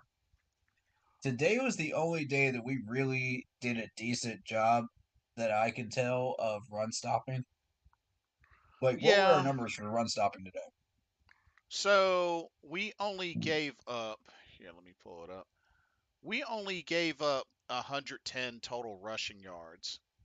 Impressive. Because I mean, the two touchdowns were 1 yard runs. One from Andrew Beck, and the other one was the sneak from C.J. Stroud.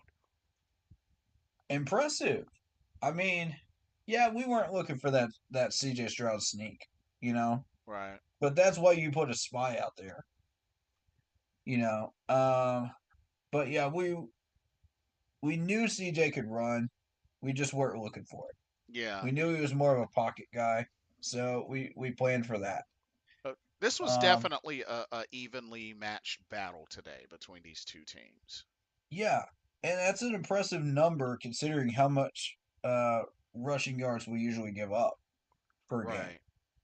I just think a big thing for us is we only had 3 penalties to the Texans' 10 penalties. That's huge. Yeah, That's really yes, huge. massive. And while the Texans were winning the time of possession battle early, we actually ended up winning it later. Yep, So I just definitely, like I said, not a high scoring game, but we kept pounding. We kept pounding. exactly. And that's the key, man. You got to put your heart into these games. Yeah, and when I really got hyped when Chuba got the conversion on third down to get us closer to field goal range, and Hmm. the Texans had used all their timeouts. So I'm just like, okay, we just gotta run the clock, and we should be good. Is So that your moment where you truly said, "Wait a minute, I'm buying in"? Because these last 6 games, we've had these fake moments of, "Oh, I want to buy in," and I'm hoping that we get it up, and then they let mhm. us down. I And really then this time they didn't. I really started believing when I realized we had the ball the last possession, and looking back we had uh we got kept Houston no points the entire fourth quarter. That's when I had a feeling we just got to chip this one in, field goal or touchdown, and we should have it. For So, me, it was that 4th and 1 conversion. That's when I truly believed. hmm And oh, I started seeing, and then Houston did go for the 2 point conversion on their score, and we stopped it. So that was also big. That was also yeah, big. yeah. But that early, it's not going to be enough to convince me, that we're actually on the track to winning. hmm But Uh, when your offense is driving down the field with that last 3 minutes, and you keep running them out of timeouts because we keep successfully using the sideline and keep clock management hmm being used properly by Thomas Brown and yeah. Bryce Young. Oh yeah. Absolutely. Did you notice that we used the sidelines right before the half during Yes. that 1 minute? Yes. Yes, we did. Thank you. Good Finally, clock. someone that actually knows how to do this. Definitely good clock management and just smart Learn something, down the please. stretch. Chef 85 says agree on Sammy and T.Y. Hilton. I would have called Eric Ebron and see if he had anything left. I mean, Hmm. we looked at bringing back Mr. Pokemon card salesman Blake Martinez last week and didn't sign him. Ugh. He also says I miss the Olsen Shockey tandem. That was a fun time for sure. All and Shockey was at the end of his career and still effective. Facts. Oh, yeah. Mm-hmm. Penalties and turnovers finally both went our way. Indeed. And Chuba is playing better than I thought he would this year. Hey, Yeah. Chuba, he's becoming that dude. He's Shout becoming out to that Chuba. dude. Heck of a day for Chuba. Got good hands for those catches. Got some yak after some of those catches. Mm-hmm. Chuba's starting to. He's starting to He cook, shoot. y'all. He gonna He's mess around starting and to cook. take Miles Sanders' job. Yep. Because we saw a lot of Chuba and a lot of Guess we're gonna Blackshear find today. out. A lot of Chuba and a lot of Blackshear today. Mm-hmm. Man, shout out to Emerson Hill on my Facebook page, man. You think we got a shot, man? Yes. Yes, I do. We just got to take it one game at a time. One game at a time. Exactly. And like I Yeah. said, it was mentioned earlier, this is so good for Bryce Young's confidence. Mm-hmm. I mean, don't get me wrong, he took a beating. I mean, got sacked 6 times, but the dude kept his head up, stayed poised, made some killer throws, got the touchdown, didn't turn the ball over. Like, I mean, I can't hate on that. I can't hate on that. Yep.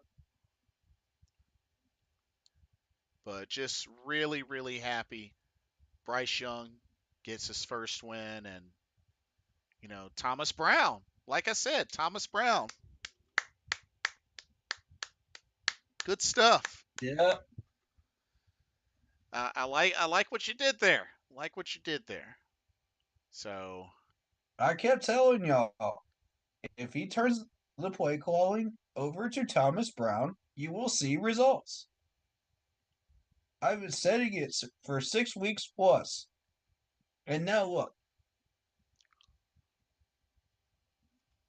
and just man, so many things went right for us this game, but the just results are there.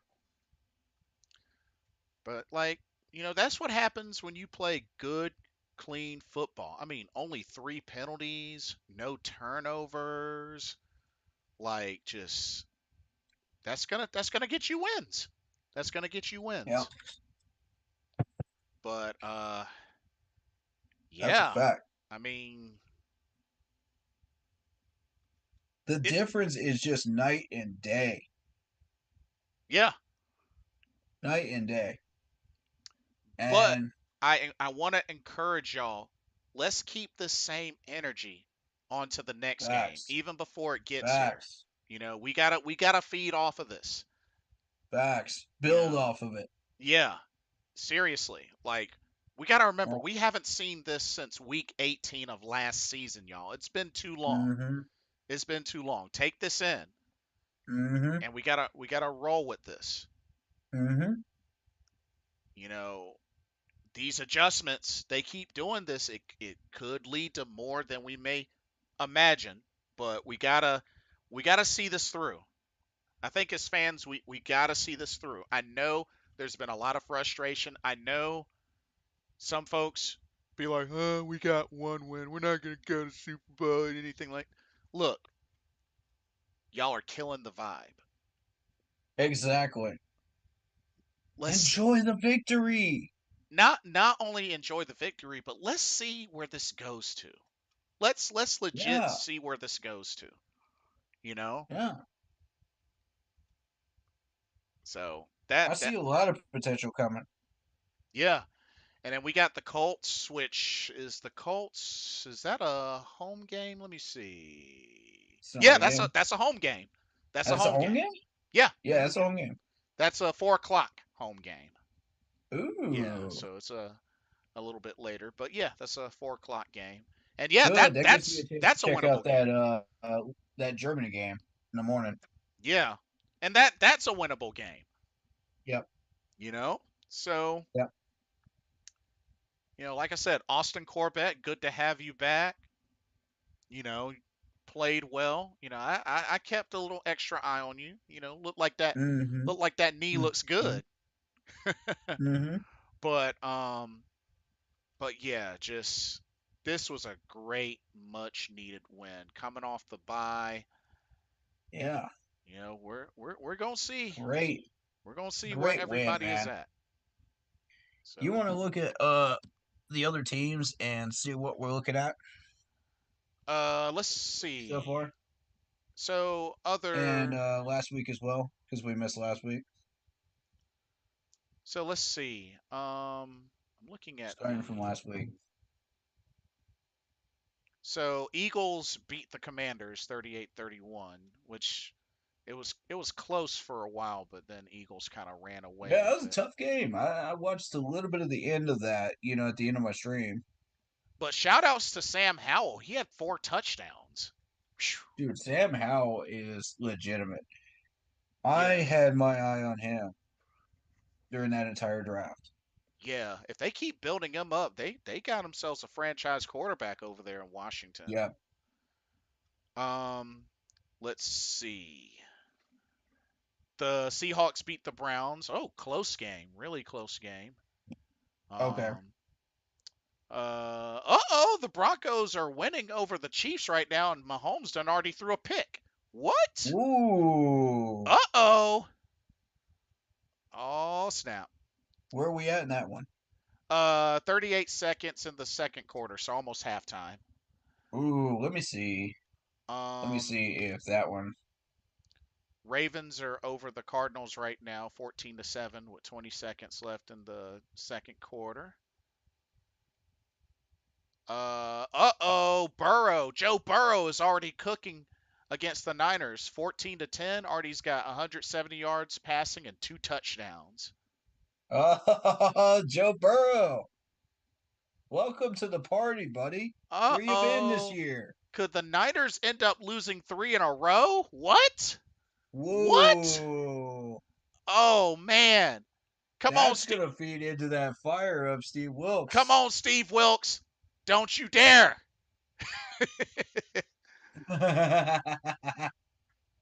Oh, snap. Dak Prescott went off. 43-20 over the Rams.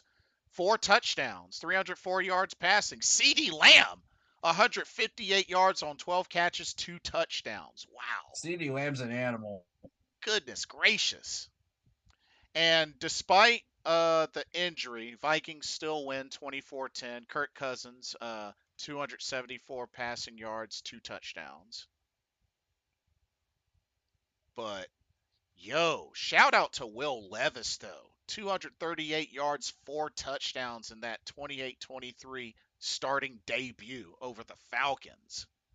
Wow. Like, whew. What scores did we have last week? Because I know we missed those.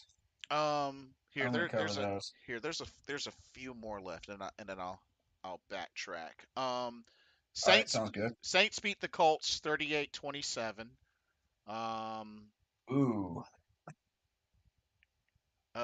The Dolphins destroy the Patriots 31-17. Tua, 3 touchdowns, a pick, but 324 yards, and both Oh, speaking my language. and both Jalen Waddle and Tyreek Hill went over 100 yards receiving today, and they both had touchdowns. Woo! Love to see it. And right If you now, don't like New England, you the love to see it. the Dolphins are undefeated at home, 4-0 at home. Wow. Congrats to the Dolphins fans. You guys have waited a long time for this. Dude, I know this might sound crazy, but don't be shocked if the Dolphins end up playing for #1 seed in the AFC. Oh, I'm not. I'm not at all. They are Like, rocking and rolling right now. they could compete for home field advantage in the AFC.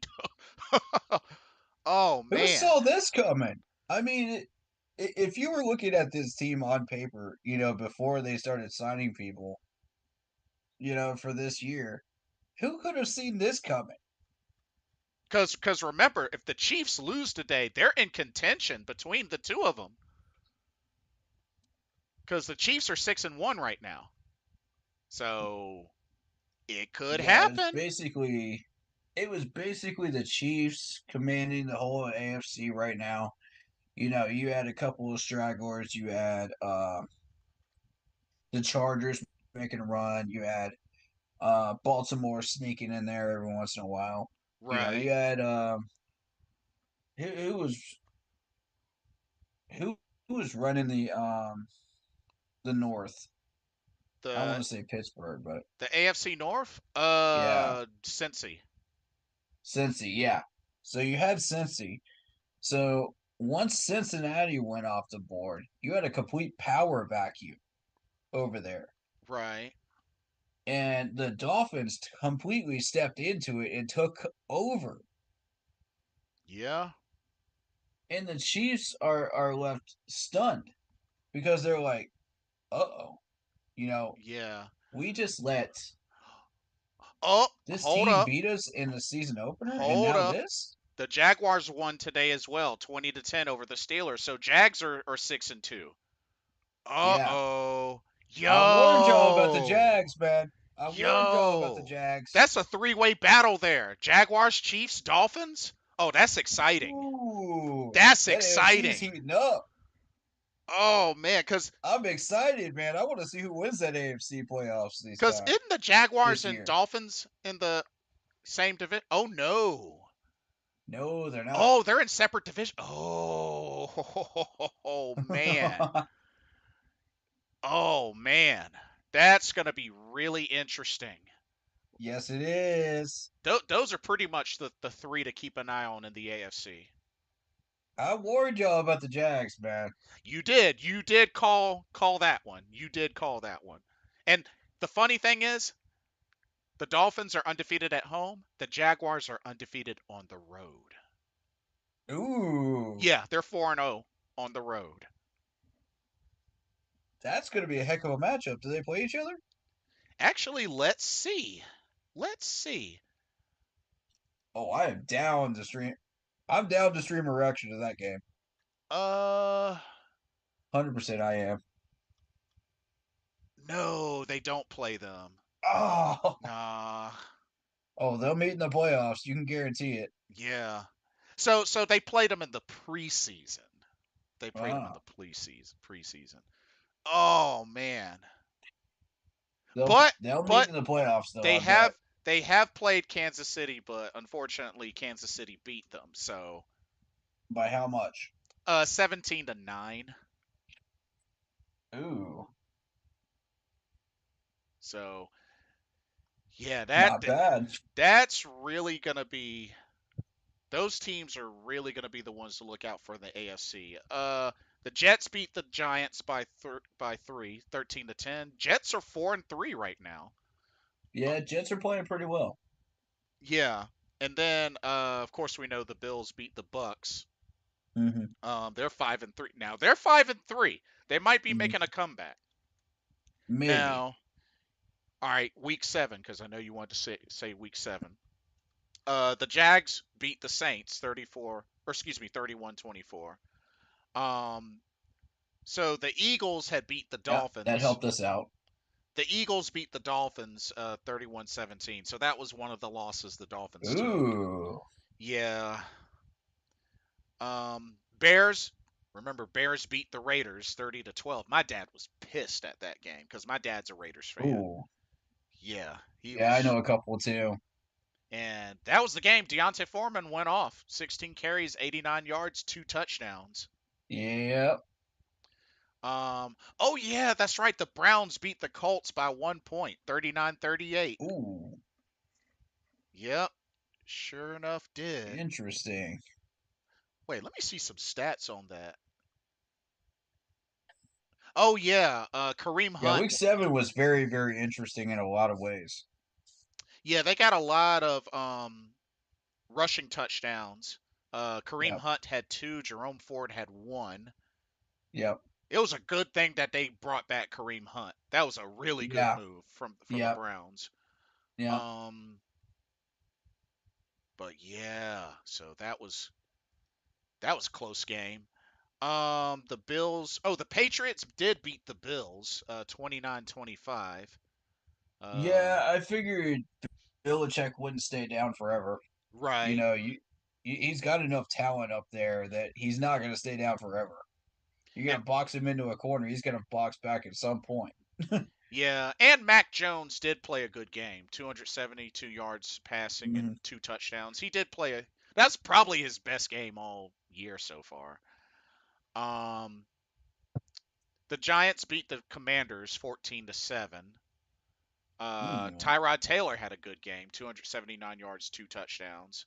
yeah. Um, the Falcons did beat the Bucks, 16-13. Very, very, And very that's what put close. the Falcons in control of the division during that bye week. Yeah, the Ravens obliterated the Lions, 38-6. That's the one that fascinated me. Yeah, Lamar went off, 357 yards passing and 3 touchdowns. He went off. Now, here's the question: are the Ravens for real? And people are going to continue to ask that question throughout the year.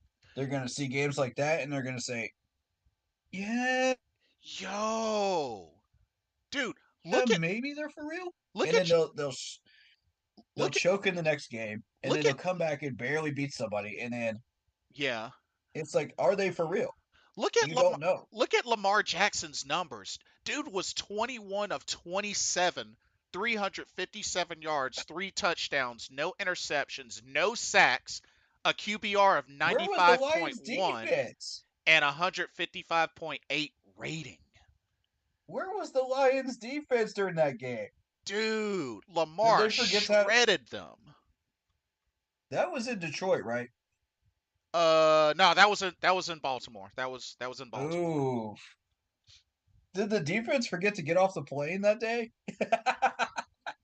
Maybe, Sheesh. cause oof. That's ugly right there. And Baltimore, they're 5-2. Both the Lions and Baltimore at that point were 5-2. We're Um, at that point where you have to determine, real versus pretenders. yep. The Steelers beat the Rams. Dang, so the Rams lost 2 back to back. Ugh. Ooh, Rams are having a rough year. Ugh. Yeah.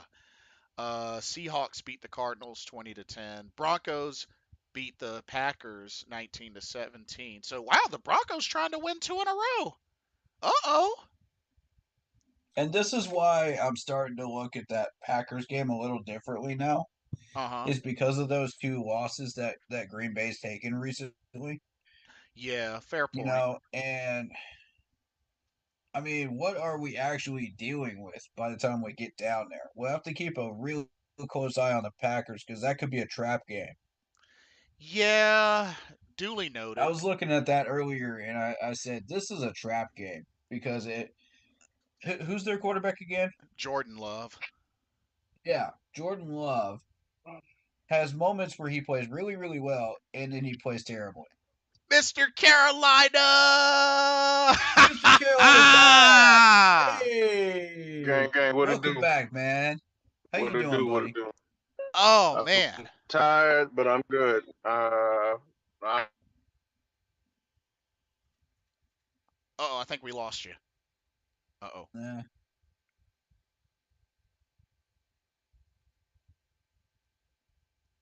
We're still here. We're still here. yeah, we're still here. Yeah, yeah. We're still here.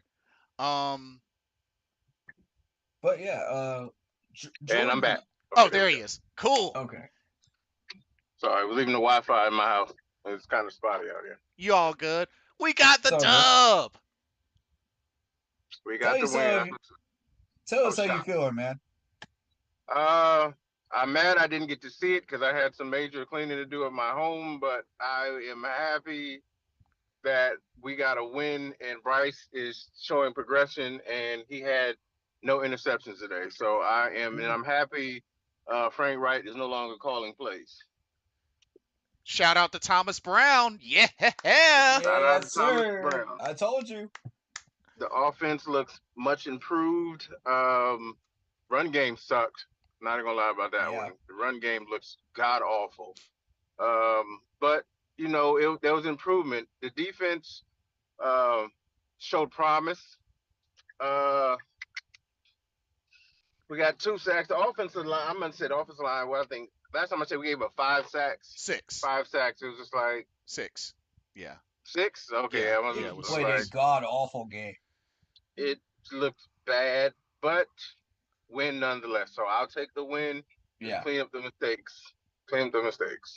yeah. Yeah, got a lot to clean up, but bro, we kept the Texans no points in the fourth quarter. That was huge. Defense. Mm, Defense. That's what I say. We don't. When everybody is healthy, we have a legitimate defense. Now, do we need to fix up things in the run game? yes. Yes, Yeah. Mhm. absolutely. But our secondary, even though we weren't going against high caliber receivers, didn't play too bad. Right. Right. Hmm. So I'm pleased with what Dante did, and even though he had a whiff on a blitz where he had the running back dead to rights in the backfield, and he just Olay Yep. tackled him. Sure did. Um, that needs Hmm. to be cleaned up. Besides that, man, um, it's good to see Jamie Robinson get on the field. Hmm. Um, even though he looked like he needs some working coverage. He looks like he hasn't. You can tell he hasn't played in real NFL action because he looked rusty and he looked like he was still trying to. It was a preseason game. We're trying to get his legs under him Right. to catch up with the Right. speed of a real NFL game. But like I said, man, we're 1-6. I know it's nothing to. We're not going to throw a parade on Main Street, but it's a win. And last time I checked, Tampa lost. New Orleans was winning last time I checked, Yeah, they and won. Atlanta lost. Yeah. So New Orleans Yeah. won, the others lost. Yeah. So I know it's nothing sexy, but we can gain some ground. We gained a little bit of ground. We can still Yeah. do this, guys. So And I'm optimistic. I also got to point out, Mr. Carolina, we had Mm, only 3 penalties today to Houston's 10. cleaning it up. I mean that look that That's that beautiful. bye week that bye week did us good. Um, it was good to see Xavier Woods back. We missed his presence in the back. You can tell how much of a leadership role he plays in the secondary. Um, like I Yes. said, it was good to have Dante back. Hopefully next week Von Bell comes back because he's a leader. Yeah, we need I him. don't know what is the word on JC? Is he like I'm hoping he plays at some point this season because if he does, our defense gets that much stronger if JC and when Von Bell comes back. Word is he's Right. progressing in the right direction. Now, how far? Have no idea. But the word is he's progressing. I'll take progressing. We need something because if we were to go on a run, which and we talked about this, the second half of our schedule is favorable. Like Right. there's a few games in there where I'm like, yeah, I don't know about that one. But the rest of it are winnable games if I we know. clean up the mistakes on the line Mm-hmm. and if we can just get healthy on the defensive side of the ball. Right. We can make. I know it sounds crazy. I know I'm crazy. I haven't been drinking today. I got a little bleach on the brain, but I haven't been drinking. You good? You We good? can go on a run if we Mm-hmm. play sound, fundamental Panther football and we let Thomas Brown cook.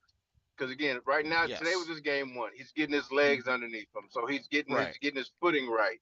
Hmm. Mm-hmm. So, and he didn't call a bad game, but if we are going to do something, I don't know, all season draft, we need better protection up front because 6 sacks is unacceptable.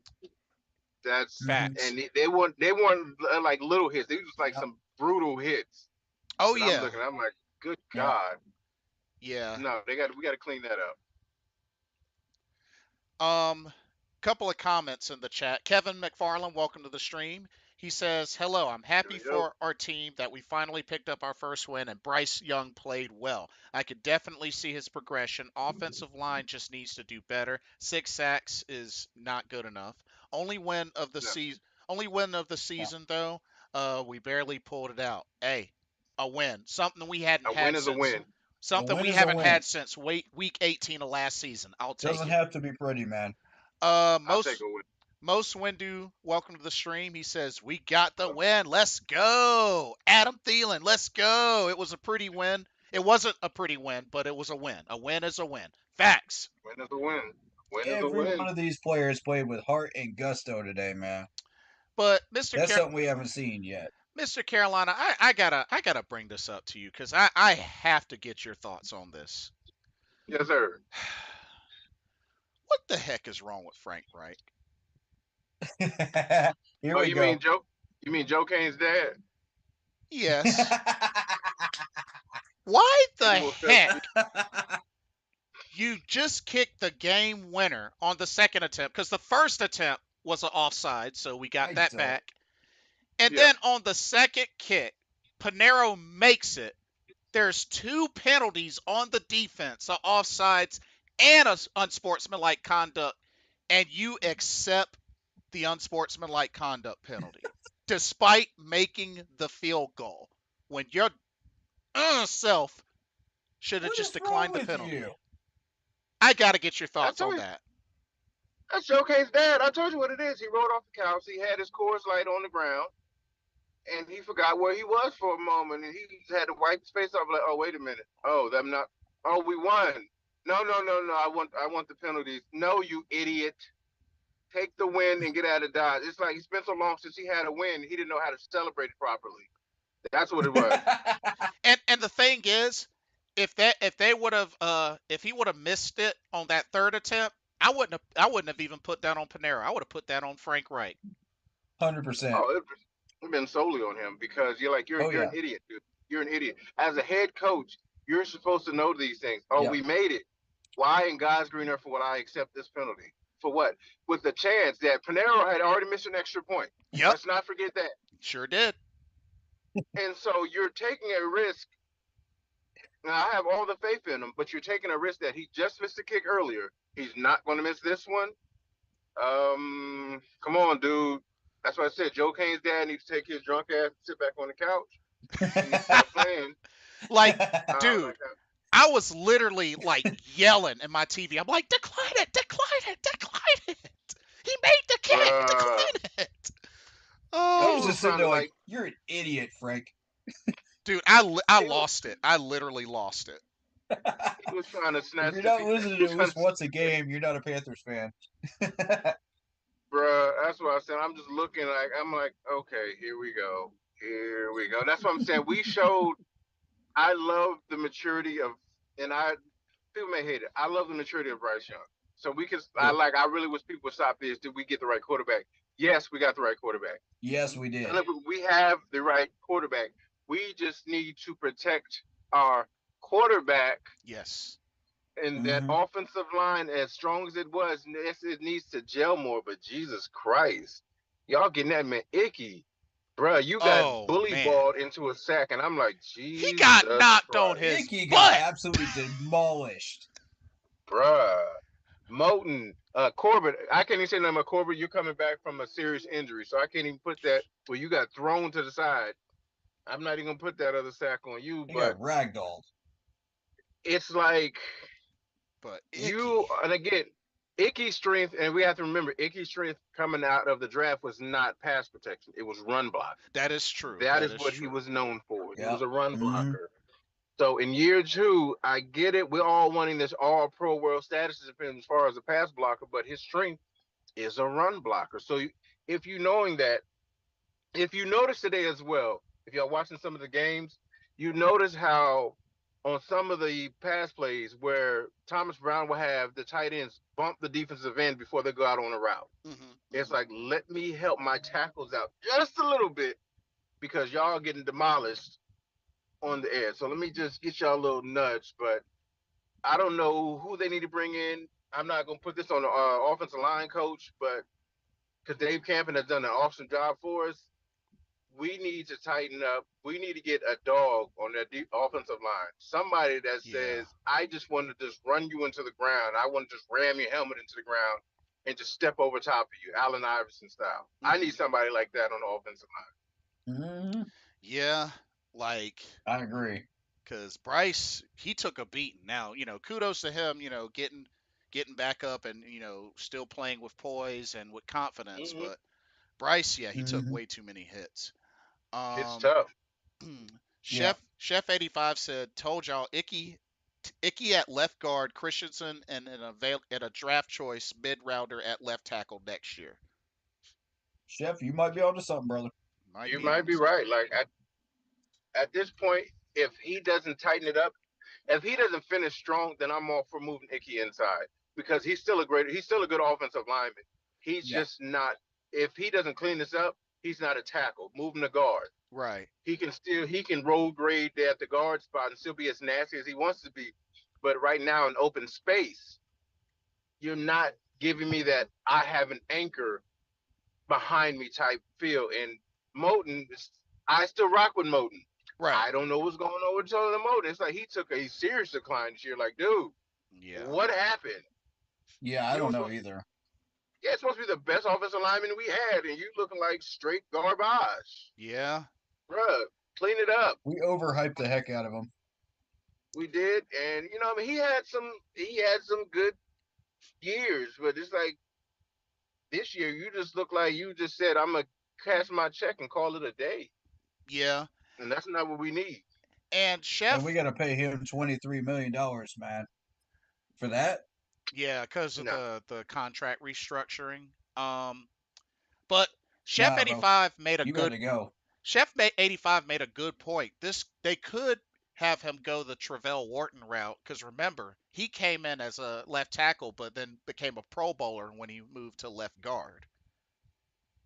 yeah, So And yeah. we I mean, drafted yeah, left tackle, too. yeah, Let's not forget that. so yeah, they got plenty of adjustments to make, and like I said, we got the Colts next week, a very winnable game. very much so. It's at home as well. Um, I just think a big thing is stopping Jonathan Taylor. Whew. He's gonna be a big task. Indeed. So Now you talking about a top five running back? That man sees the whole. That offensive line is phenomenal. That's how you block. That is how you block for your running back, and that's how you see the holes. Is Miles Sanders hurt again? Because I looked at the box score. He had 2 carries for no yards. yeah. Mm. Well, I think Blackshear and Chuba might have might have overtaken his reps. That's what I'm saying. I'm just like, you had 2 carries, my guy, and you didn't produce not 1 yard. Now, Hubbard didn't do much better. He had 15 for I think less than 30. Yeah, to be 28, I fair, believe. Yeah. you had a 6 to 8 man box and you didn't audible out of it. Every Yeah, time that we've been trying to run Miles Sanders up the middle, we just keep running him straight into a brick wall. And you've got an Icky that's having a horrible game and a Taylor Moton that's having a rough year. and you're expected to go anywhere. If you don't audible with a 4 to 6 man box, nah, Uh, that's dead. Good point. That's a dead down. I also wanted to mention to you, Mr. Carolina, I think we might have a red zone slash goal line threat in Tommy Tremble because if you remember, a lot of his Yeah, touchdowns that buddy. he's had so far have been I called that play. goal line. I straight Tommy up called that Tremble play, guys. So, is showing me so. Yes, but look, I've always remember when we got Tommy Tremble. If y'all remember when we brought him in, he was known as a blocking tight end. That's what they brought him in as. That's to say, oh, he's a Yep. blocking tight end, but he has potential to be a all around tight end. So what we're yeah. seeing is the maturation of Tommy Tremble saying, hey, I can catch the ball too. Yep. I can Mm-hmm. block. I'm all around. And as you see his role increase, again, we brought in guys whose roles, for their faults or not, are decreasing. Hayden Mm-hmm. Hurst, I I He, seen the one Where pass was thrown where to him was that he Hayden dropped. Hurst today? I He wasn't mean, hurt. he hasn't really done anything since the one touchdown pass in the first game of the season. So, He's not hurt. Where was he today? he was there just, this He's on the Any field, blocking schemes? perhaps. but Oh, he Steven did Sullivan, drop one pass. He did drop one yeah, pass. hit him right in the hands, Yep. Yep. literally right in the hands. And he turned his head. That's why they say you catch with your hands and your eyes. Right. He tried to catch with his hands and not his eyes. Yep. Yep. That'll do it. Basic catching And so basics. Tommy Tommy Tremble has overtaken him in my eyes. Yeah, hell, even I Steven agree. Sullivan caught a pass. Sure did on the flat. Yep. Sure Yep. did. So, and I know it. I'm not trying to beat on the guy because I know he's a rookie. So I know somebody's gonna hate on me, but I don't care. Hmm. I'm still not as high on Mingo as most folks. I'm not seeing it. Like I'm not seeing why you're in the starting lineup because he's really hasn't shown me much being in the starting lineup. Not I'm not not even just not even today. like Jonathan Mingo. This He is showed yet me a few another things today. failure of He had four Frank's catches depth today. chart. Okay. But you're He not had sold. four You're not catches. sold on him yet. I'm not sold. Okay. I'm not sold. I'm waiting for that breakout game. I I'm see. waiting for that. Yeah. This is why we got you type game. I I'm see. not Right. seeing that. Fair So enough. Fair enough. if you're in my starting lineup and I'm starting you over a guy that everybody's trashing and hating on, I need to see something that justifies you. Hell, DJ Shark, you had dropped, and I'm like, Exactly. bruh, what Yeah. Yeah. are you doing? Why are you in the starting lineup? But it's like they're trying to justify signing these guys or drafting them so you don't look crazy. Because if I put in a guy that's going to produce better than a guy that's been starting, people are going to know I don't know what I'm doing.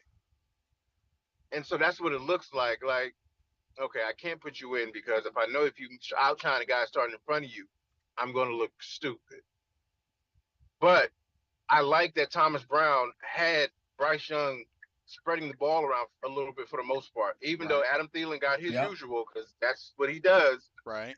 The ball, if you notice, the ball was spread around more to different receivers this game than it has been Exactly. in previously. Right. We're sharing the Yep. wealth. Sharing the wealth That's what I indeed. asked for. And Frank has just been absolutely stupid with the depth chart. And this is just yet another classic example. He doesn't know what he's doing. It started during the first preseason week. He has no idea. You know what he's It doing. really started during the first preseason week when you put Michael Jordan and Cameron Irving in with the ones.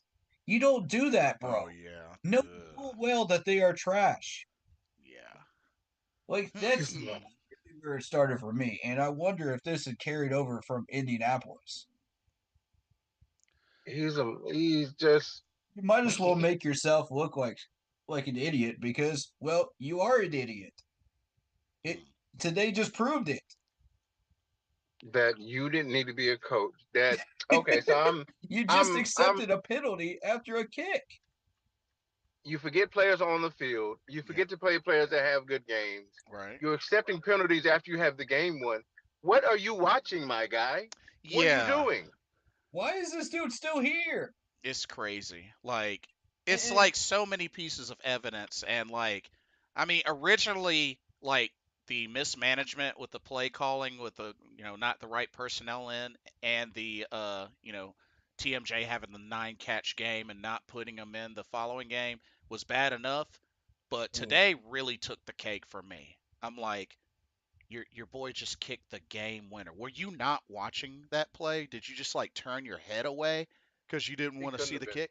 Like, I'm sure you could feel the rest of your team cheer that he made the kick, and I'm sure you could see a handful of them go like, "Coach, coach, decline, decline, decline, decline, decline." We're going to accept it. Oh, but it's a unsportsmanlike conduct. That's 15 yards.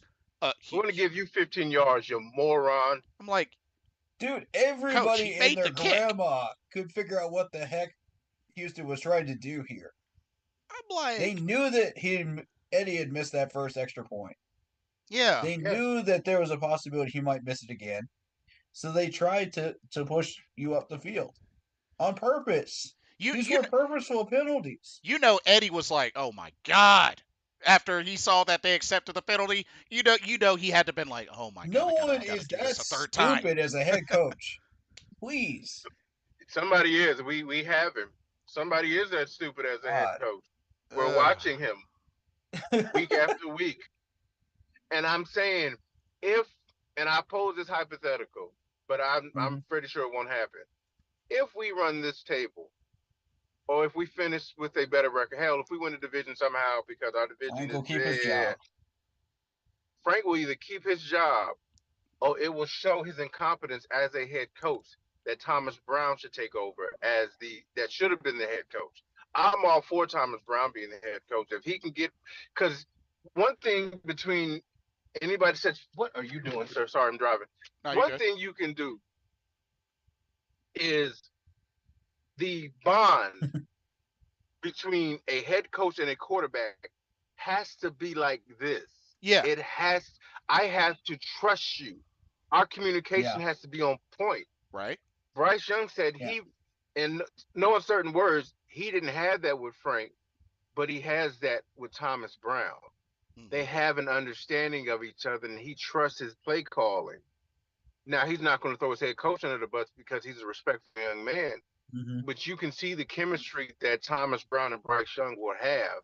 That Yep. I know this guy knows what he's doing, and he's going to put me in positions to be successful. So if we Hmm. do that, does it prove? Is it enough to say, you know what, Frank, 1 year is enough, we're good, we don't want to go through a Matt Rule era again? Or are you going to be in your feelings? Do y'all feel like, well, it's a two-part question. If Thomas Davis, Jesus, if Thomas Brown does good for the finish of the season, is that enough to say, you know what, Frank, we don't need you? Or is it enough for Frank to keep his job as the head coach? Do we still need him if we have Thomas Brown calling the plays? So, to be honest with you, I'll let you go first, Blitz. something tells me that Frank is probably gonna stay.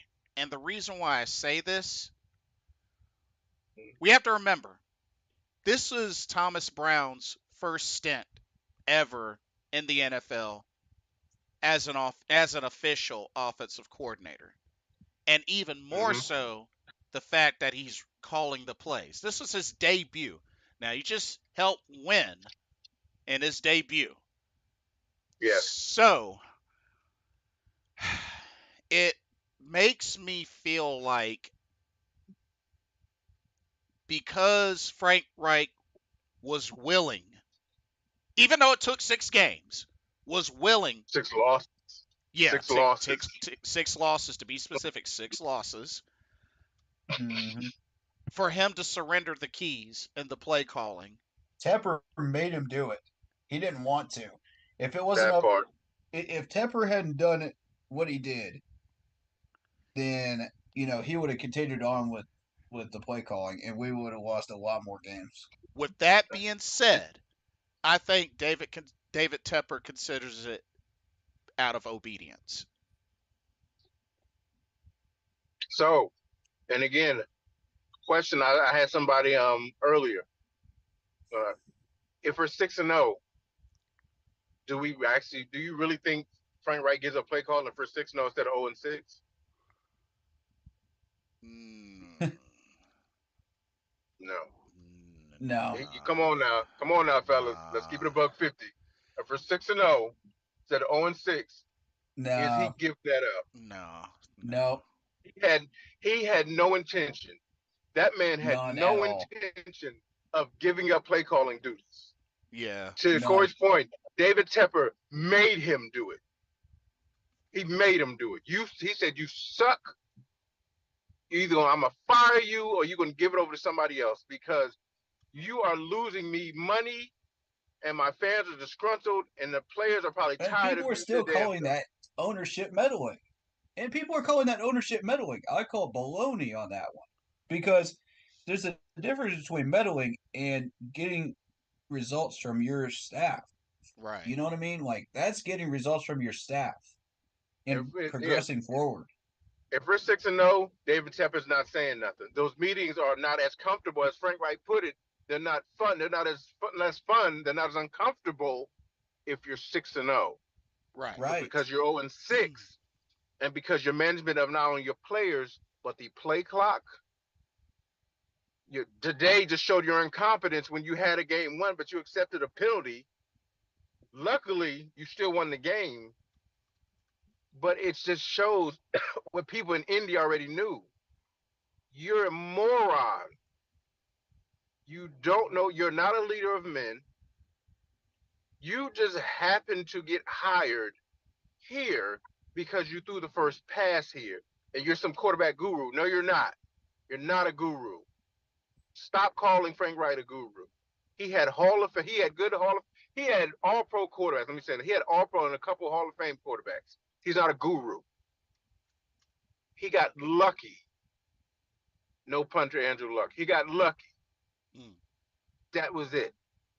Now you have I'm not going Bryce Young to me, mind wise is a generational quarterback.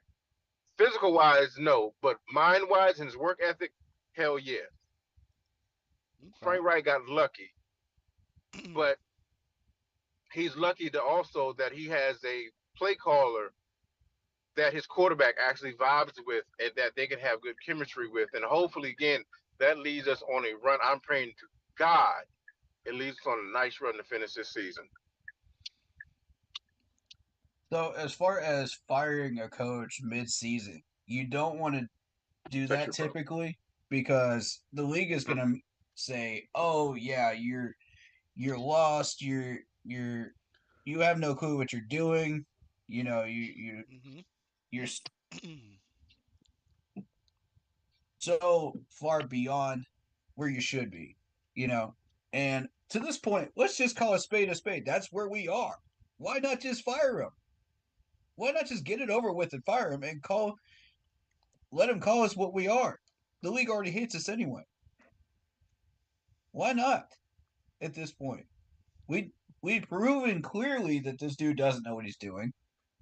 We've proven clearly we have a potential candidate in our own system that can take over right now. Why wait?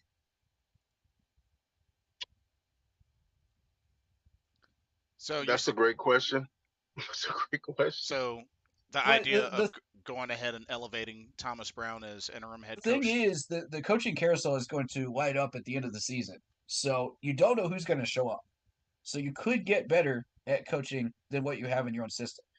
But none of these guys show any love or loyalty towards Carolina outside of our system because they haven't coached here yet. Mm-hmm. So you would have to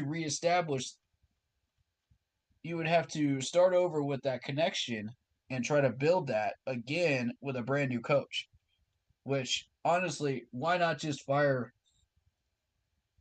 Frank right now and just keep that chemistry going with who we have?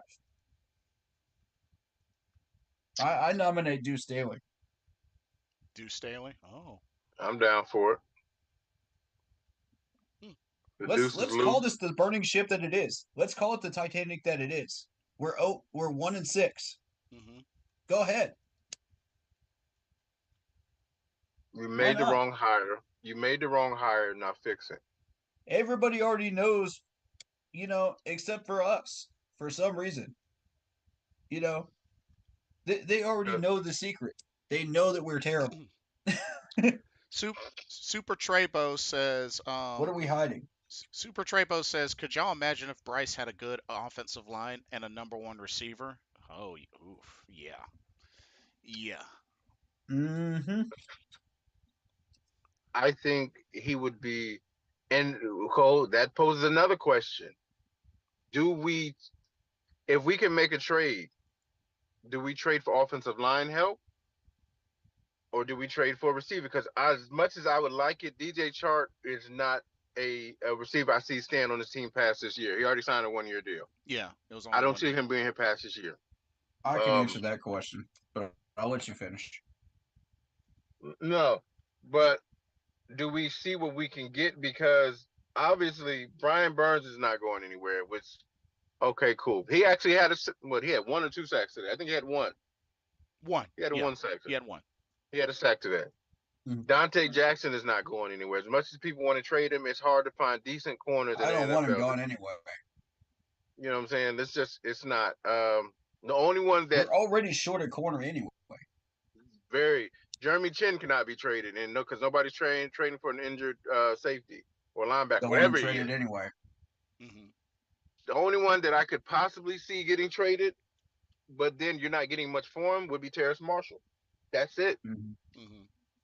But even with that, are we going receiver again in next year's draft? So are we going to trust another rookie receiver, or are we going to just roll with what we have? Are we going to say, all right, Thielen, you're getting a little long into, you still got game. Hey, Mingo. Hey, Marshall. We're going to go with Marshall, Mingo, and Thielen, or are we going to make one of these? What's up, dude? High-profile trades and get. Now, I don't know if y'all seen Bleacher Report. Now, all of a sudden, we're interested in Cortland Sutton. Do we want anybody from Denver's wide receivers to have all of a sudden? We just want any receiver. We'll take anybody. Just give us a receiver. Mm. I like Cortland Sutton, though. I do like Cortland Sutton. But Jerry Judy, I He's swear all to right. God, if we trade for Jerry Judy, Uh-oh. No, bruh, Steve Smith already shut that one down. Yeah. bruh, if Yes, we he trade for did. Jerry Judy, I'm going to throw something. Me I'm not too. talking about a temper tantrum. I'm going to throw something because Yeah, that would be idiotic. He doesn't move but the needle. our team has a history of idiotic decisions, though.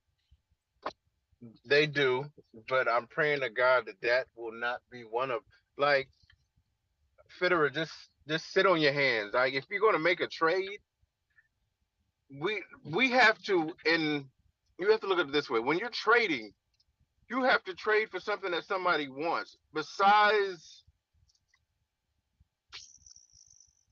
I'm trying to think somebody on our team that would be like, "Yo, if we trade for you, we can get a first round. We can get a good player back." I can't really think, and Only I'm being Brian in all Burns. honesty.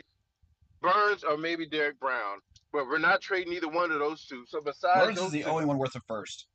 Yeah, nobody probably. else. There's nobody else we can trade to get any quality picks back. Nobody. So like, who are we trading, and for what? For somebody else's scraps? That it makes no. I'm just saying, in my opinion, it makes no sense to make a trade. You might as well roll with what you got right now, and just see and fix it. If you're going to do something, fix the offensive line. Point blank. Period. Fix the offensive line and let Bryce actually stand upright for a change instead of running for his life. Right. I've got a couple of points here. Um, Firstly, I think we should trade for either an offensive lineman or a corner. And the reason I'm throwing corner in here is because we have such little depth at corner. We've had so much problems with that position as of lately with injuries and whatnot. We need a solid, reliable corner, and we missed the boat 6 times. 6 times, folks. We screwed up. We could have had Mm-hmm. Bradbury. We could have had Josh Norman. We could have had Thomas.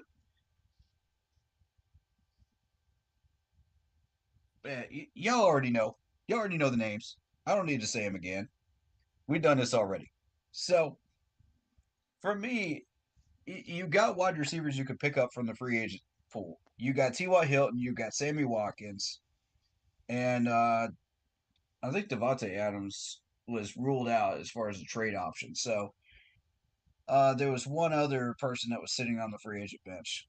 You probably remember Blitz. Mm, Um, but we could have we could easily call up any one of those guys, and it would be an instant number one for us. Sammy, if you know how to use him, can become a number one for you.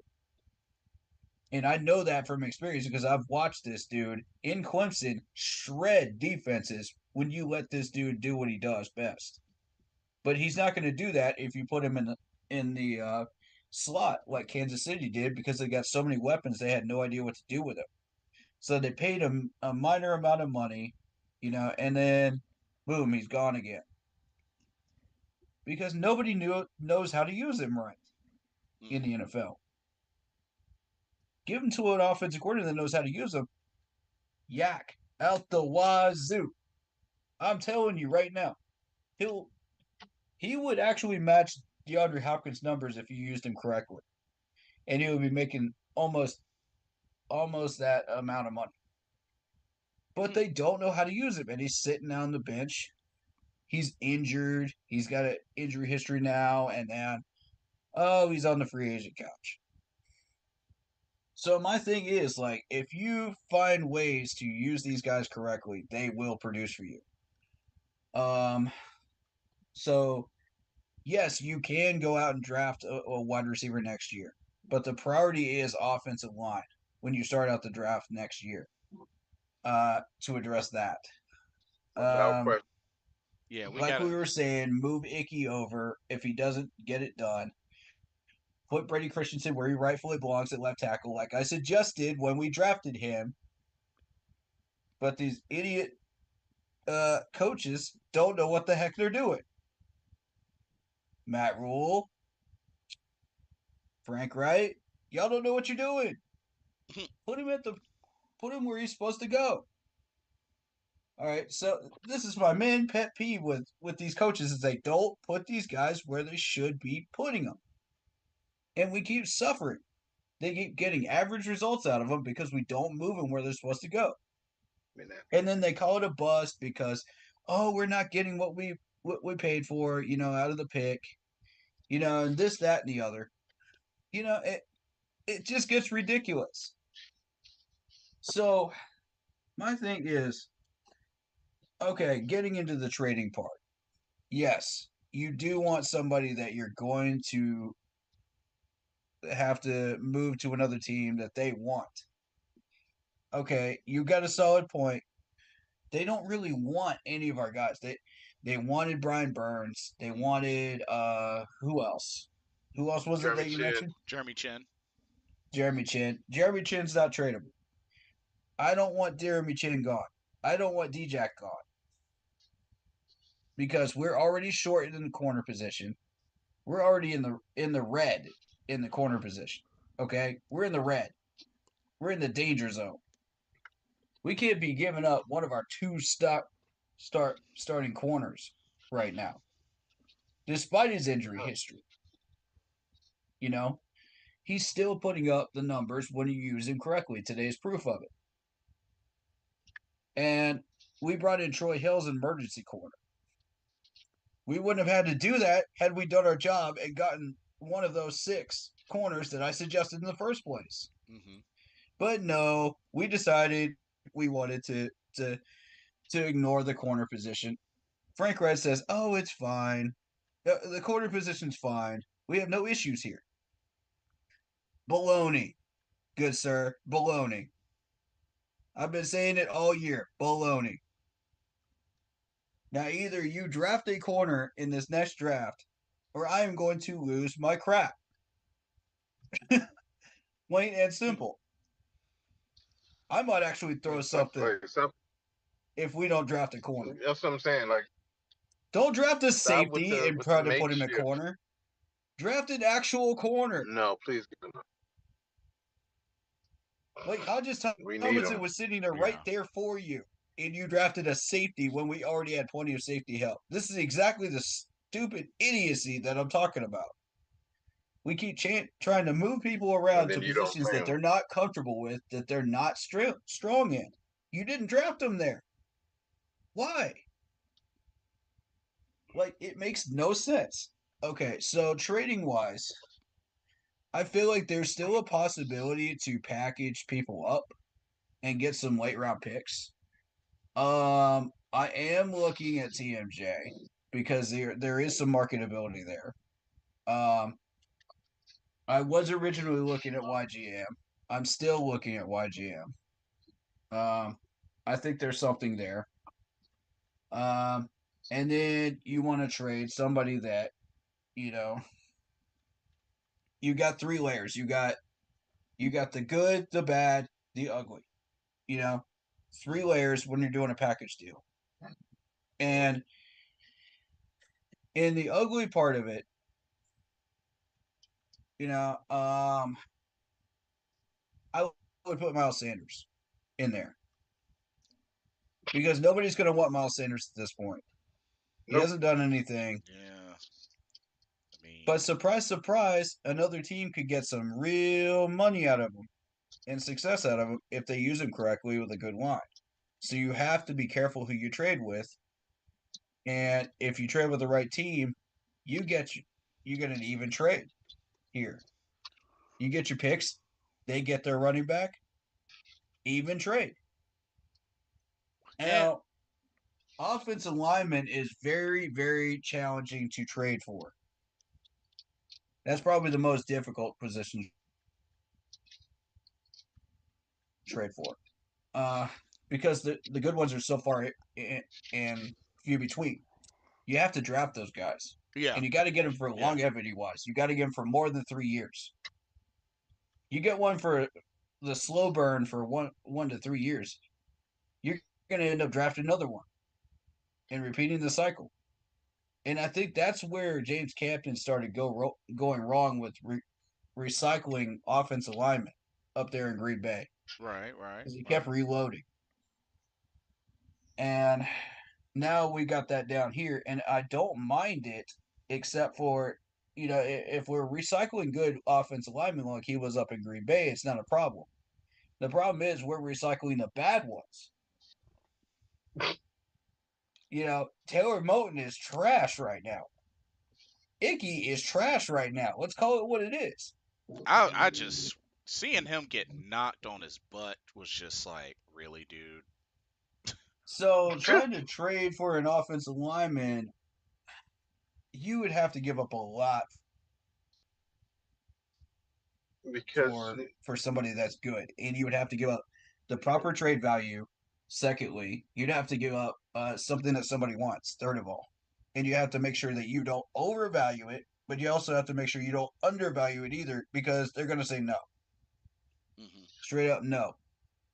Because some of these GMs know when they're getting hoodwinked. You know what I mean? They Yeah, know that's when a they're that's getting a fair clowned. point. So I hate to use that phrase. I'm sorry. I should have dumbed that down. Nah, But you good. point being, they know when they're getting clowned, man. You know, and it gets so much more challenging after that because they now know that you have a history of trying to fool them. Mm. And then it just gets worse and worse and worse from there. You will never be able to trade with that team again as long as you are GM. So So it gets worse. so at this point, just because we're coming off of a victory, I kind of want to see just looking at our schedule because If you were to try to trade for a wide receiver right now, who would you trade for?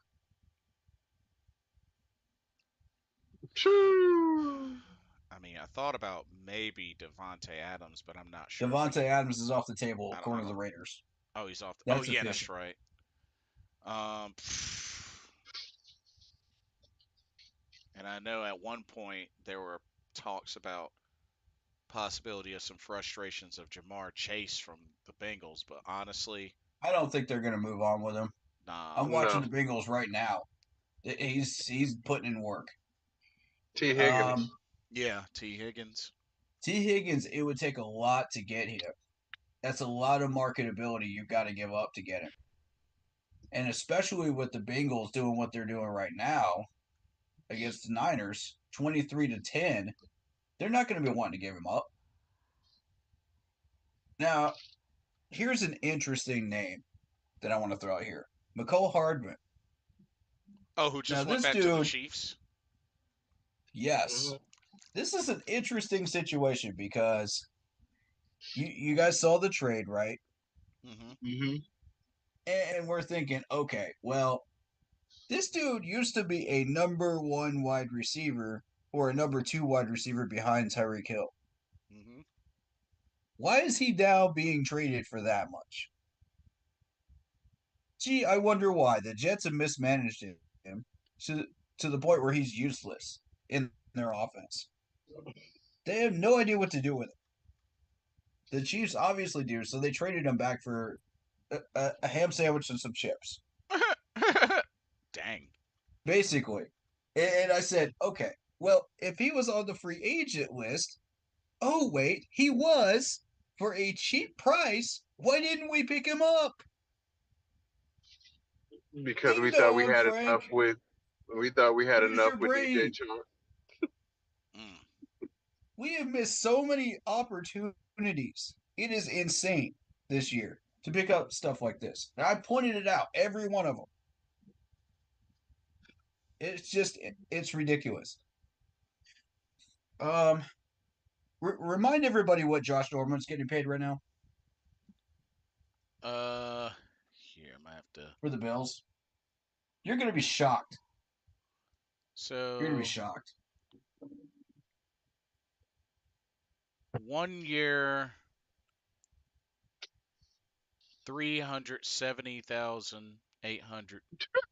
$370,800.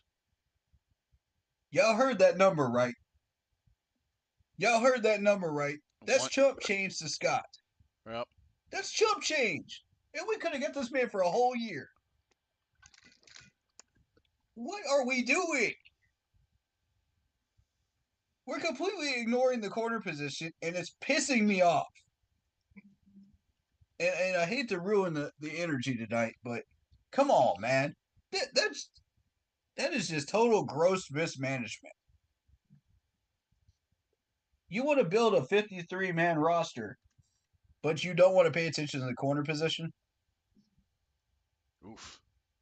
No, we want to You overload want to with tight spend ends. 70 plus million Yeah, dollars, overload on tight but you want to ends. ignore the corner position.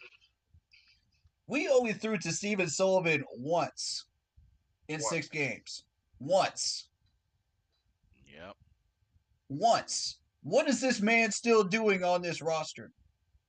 This is a practice squad tight end. Practice squad tight end.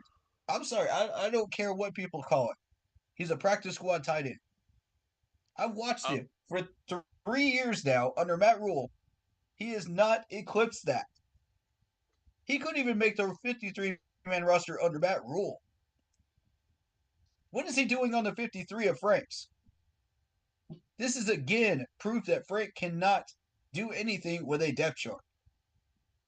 He has no clue. so I don't know if y'all know, but Miles Sanders is trending on Twitter right now. What's he saying? One posted Miles Sanders against the Texans. 2 carries, 0 yards, 0.0 average. Oof. It shows the clip. Wow. This Miles Sanders heads up play, and it shows the 4th and 2 where Thielen made the catch. Wow. Oh man. See, this is why I want to package him up. Because somebody will have some type of marketability for him because of the name, because of his ring. While he is still marketable, throw him in there. You might get a fifth or a sixth. Wow. There's a picture of, it says stand still Miles Sanders, and there's a sniper rifle. Wow. Ooh! Dang. Y'all That's need to stop messed this, man. Y'all need to up. stop this. Y'all need Oh to stop man. this. Dang. Y'all need to stop this right Man now. down. I thought we were better than this as fans. Oh man. I thought we were better than Man this as down. fans. I thought we talked about this, guys. Stop this. This is why I don't Man go on down. X anymore, man. Because y'all are so savage, dude, towards any of our players. If they don't produce at all for one game, y'all just go absolutely ham. Yeah, that much is And true. and this is the toxic type of stuff, man. We got to cut this out of our fan base, man, and start being more respectable. I just think, We want people to respect us as a fan base. We got to cut this garbage out. yeah. And my whole thing is, y'all, we Tired of it. won. We won. The folks on X, we Exactly. won. Why are you doing this when we just won? Because to be For fair, what? overall, we didn't really produce much. 44 total rushing yards. So I mean, Oh, for goodness sakes. Zero. yeah. People, you'll find the negative in everything, and I'm gonna play devil's advocate. Mhm. People are gonna be upset, win, Oh loss, or yeah. draw, whatever it is. And this is from coming from a player's perspective. Right. If you're the Oh yeah. highest paid cat on the team, I expect you to do something. Yeah. If you're the RB1 and we brought you in with big money, I'm just giving y'all from like a real like a ball player's perspective. If And I'm that's on the fair. offensive side of the ball, and I know we paid you buku cheese to come in here, and you ain't done nothing all year, good running backs create lanes when there is no lane. Fair take. Everybody, and I'm gonna put it this way, and I know he's not on this level. Barry Sanders made holes when there was no hole. Yep. That is true. That he did.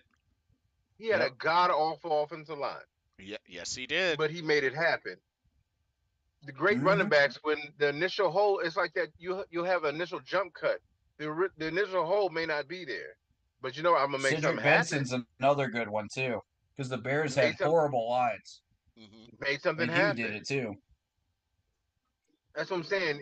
It's like it's not the fact that we that fans. I'm not gonna say we because I still feel like it was a bad signing. I'm gonna keep it above 50. I feel still like it was a bad signing. We Mhm. could have kept Deontay, saved money, and allocated that money elsewhere. But that's just my 2 cents on it. Mhm. Yeah.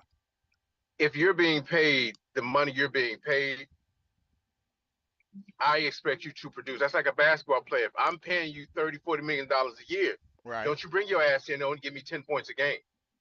Mm-hmm. Nah, bruh. I'm paying you good money. I need at least almost 30, 10, and 5 Yeah. every game. Yep. If you're giving me, and that's the point. We can say, yeah, we didn't produce much in the running game, but I'm paying you good money to create holes when there is no hole. And injuries, whatever we're gonna call it, yes, the offensive line has looked like some hot garbage at times, but hell, the offensive line has looked bad because Schuba, this was his worst game so far. Other games he's produced. So it's that same offensive line that Miles is running behind with those same boxes. Schuba's finding lanes. Miles is Yep. not finding lanes. Mhm. Which one is being paid more? That's a fair Miles. argument. Yep. That's that's what it is. You're getting paid to run for at least 100 yards, almost 100 yards a game. I need at least a touchdown a game. Has Miles Sanders scored this year? Nope. Once. I think. Once. Yeah, once. Yeah, once. I think it was One. a goal line touchdown, but that's And it. you're getting paid how much money a year? Hmm. Like, come on. Yeah, there was. Yeah, he's getting Ouch. paid a good amount. You're getting paid some chunk change, bro, and you only got one touchdown. That's what I'm saying. Celebrate the win. Absolutely. I'm with it. Celebrate the Yeah. win. Mhm. But and as I said, as somebody that's been in the locker room and you're seeing guys that are hyped up to be this God-given player, and I'm Mhm. looking at you like, bro, you're terrible. And don't forget, he's Why did they bring fumbled you here? twice. He's fumbled twice, lost 2 fumbles. I'm gonna tell you, I was like, I think it was one of my last years of playing. One of my last years of playing, we had brought in this guy. I'm just gonna call him Mike. Call him Okay. Mike. Okay. Mike was Mm-hmm. brought in because he was this is semi-pro football. Mm-hmm. and he was brought in from another team because the coach loved him so much, and he was a star running back, receiver, yada yada yada. Mm-hmm. But Mike's work ethic sucked. Mike had 2 touchdowns out of a 12-game season. So there were times that Mike and I would literally go at each other's neck. I'm like, "Yo, you was some hot ass, bro. Like you come to practice late. Your work ethic stinks. Oh. Why did they bring you here? For what?" So it happens in locker rooms where if you are paid as that star running back, that star player, your ass better create someone there is nothing.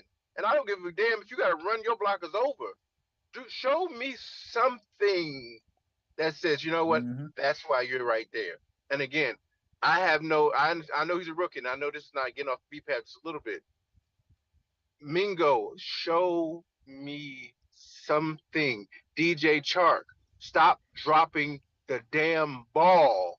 Show me something that justifies you being in the starting lineup Mm-hmm. besides your little swag dance that you do whenever you catch a pass. I need to show something that Oh justifies you yeah, being there. And that's the part that angers me with some of these. What in God's name are you doing, sir? That's what angers me with some of these players. Like, you're not showing me a justifiable reason for you being in the starting lineup, besides the fact that we signed you and I have to make the signing look good, so I have to start you. yeah, pretty That's it. much. Like, Adam Thielen is the only one living up and outplaying his contract. Let's just keep it real. The only one that's living up and outplaying his contract. Everybody else is kind of like, okay. Yeah. And the team looking at us like, so to who? He can't catch. If I'm a corner, and I wish I was still playing at this point, because I'd line him straight in front of the day sharp, like I know they're not throwing you the ball. Mm-hmm. You damn sure can't catch. I Mm-hmm. look at Mingo. I know they ain't throwing you the ball either, because you got stone hands. Only one we worried about is a guy in the slot. Yeah. That's it. The slot man. Mm-hmm. The slot guy, because he's the best receiver we have. And if he wasn't brought in, Adam Thielen was not brought in to be the best receiver on the team. Right. Adam Thielen was brought in for his leadership, his work ethic, and to help these young guys out. But he was like, "Shit, y'all ain't doing nothing. I got to do it." Like, pretty Cause you, much. Yeah. Chark, again, some throws that Bryce has missed them on, but bruh, I think you have too many drops. You're like keep dropping the ball. Mingo, I get you're a rookie, bro, but you got drops too. Yeah. Yes, he does. Damn. Mm-hmm. But like, what are y'all doing? They didn't bring me here to be. They didn't bring me in to be a number one. They brought me in for my leadership, my work ethic, so I can teach you guys. But ain't nobody learning except for the guy that's teaching, and True. that's Facts. when we're not getting anywhere. Hayden Hurst. I don't know if you just start the season started next year of your contract. No, I need you now, like right now, Mm-hmm.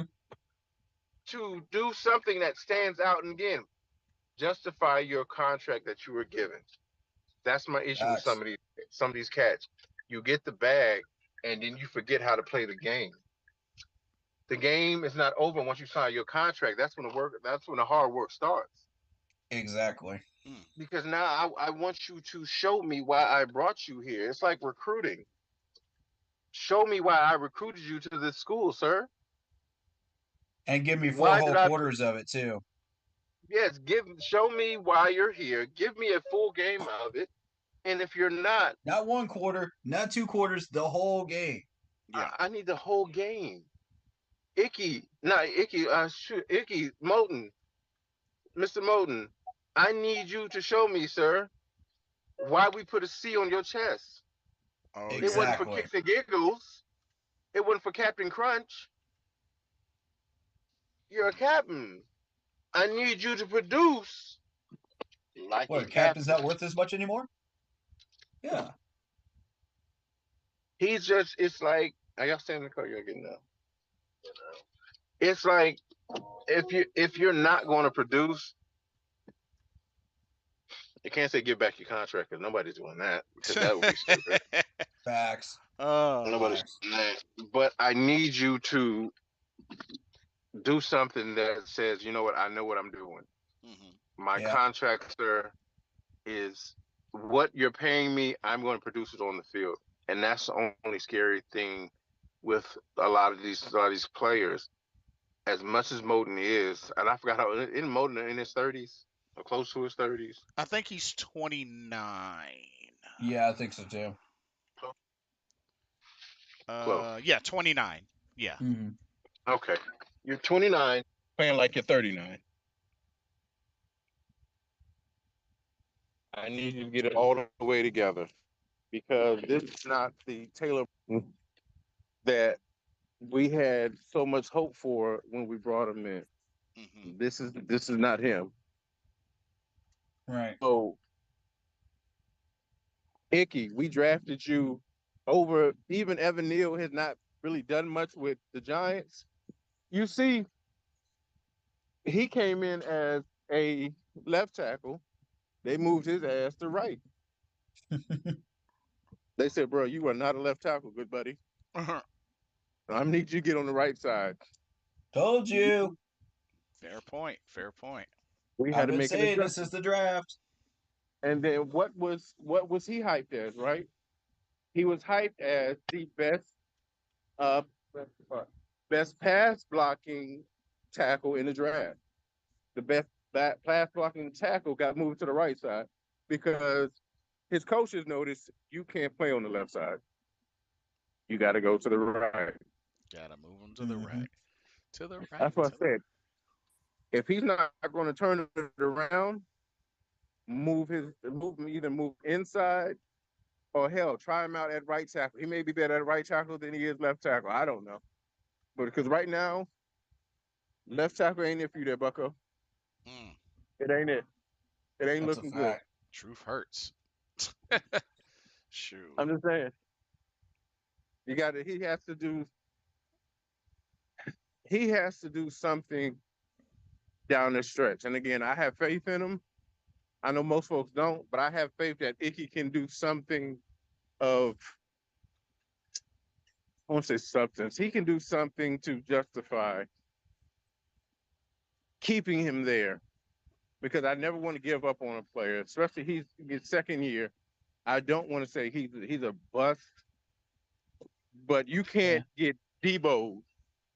You can't get Debo like that, and then you Well, like an you're getting average defensive end, by the way. yeah, Yeah. that's what I'm saying. Like you're getting Debo, and it's like he wasn't a Hall of Famer. He was just like you just let him bully ball you Yeah. and took your lunch and then spit in the lunch bag and gave it back to you. Dang. That's literally that's what he did. He was like, let me in that. Now you can have it back. Now you can eat it. And he's like he has to. Hey, there it is.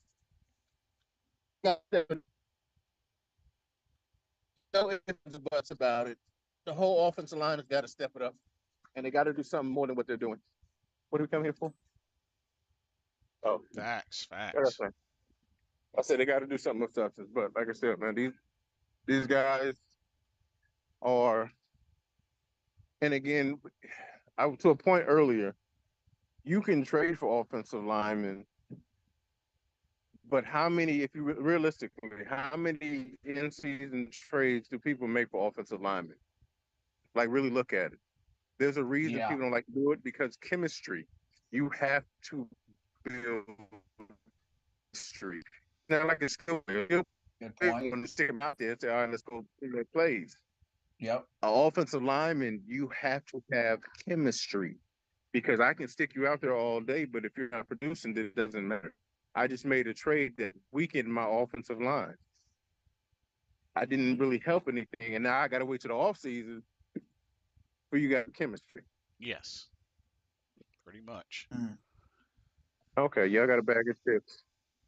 That's it, right? You're good. We're gonna get some chips, and that's it. But um, huh?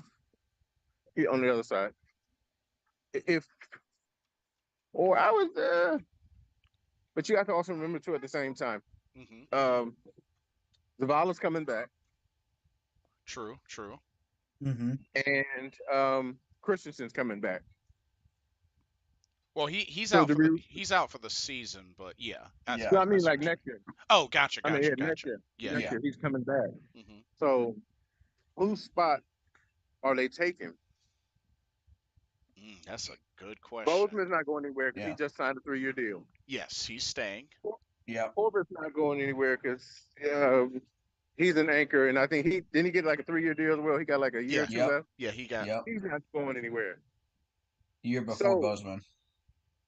you have your positions pretty much locked up. For me, I think it's just you got to reshuffle your offensive line.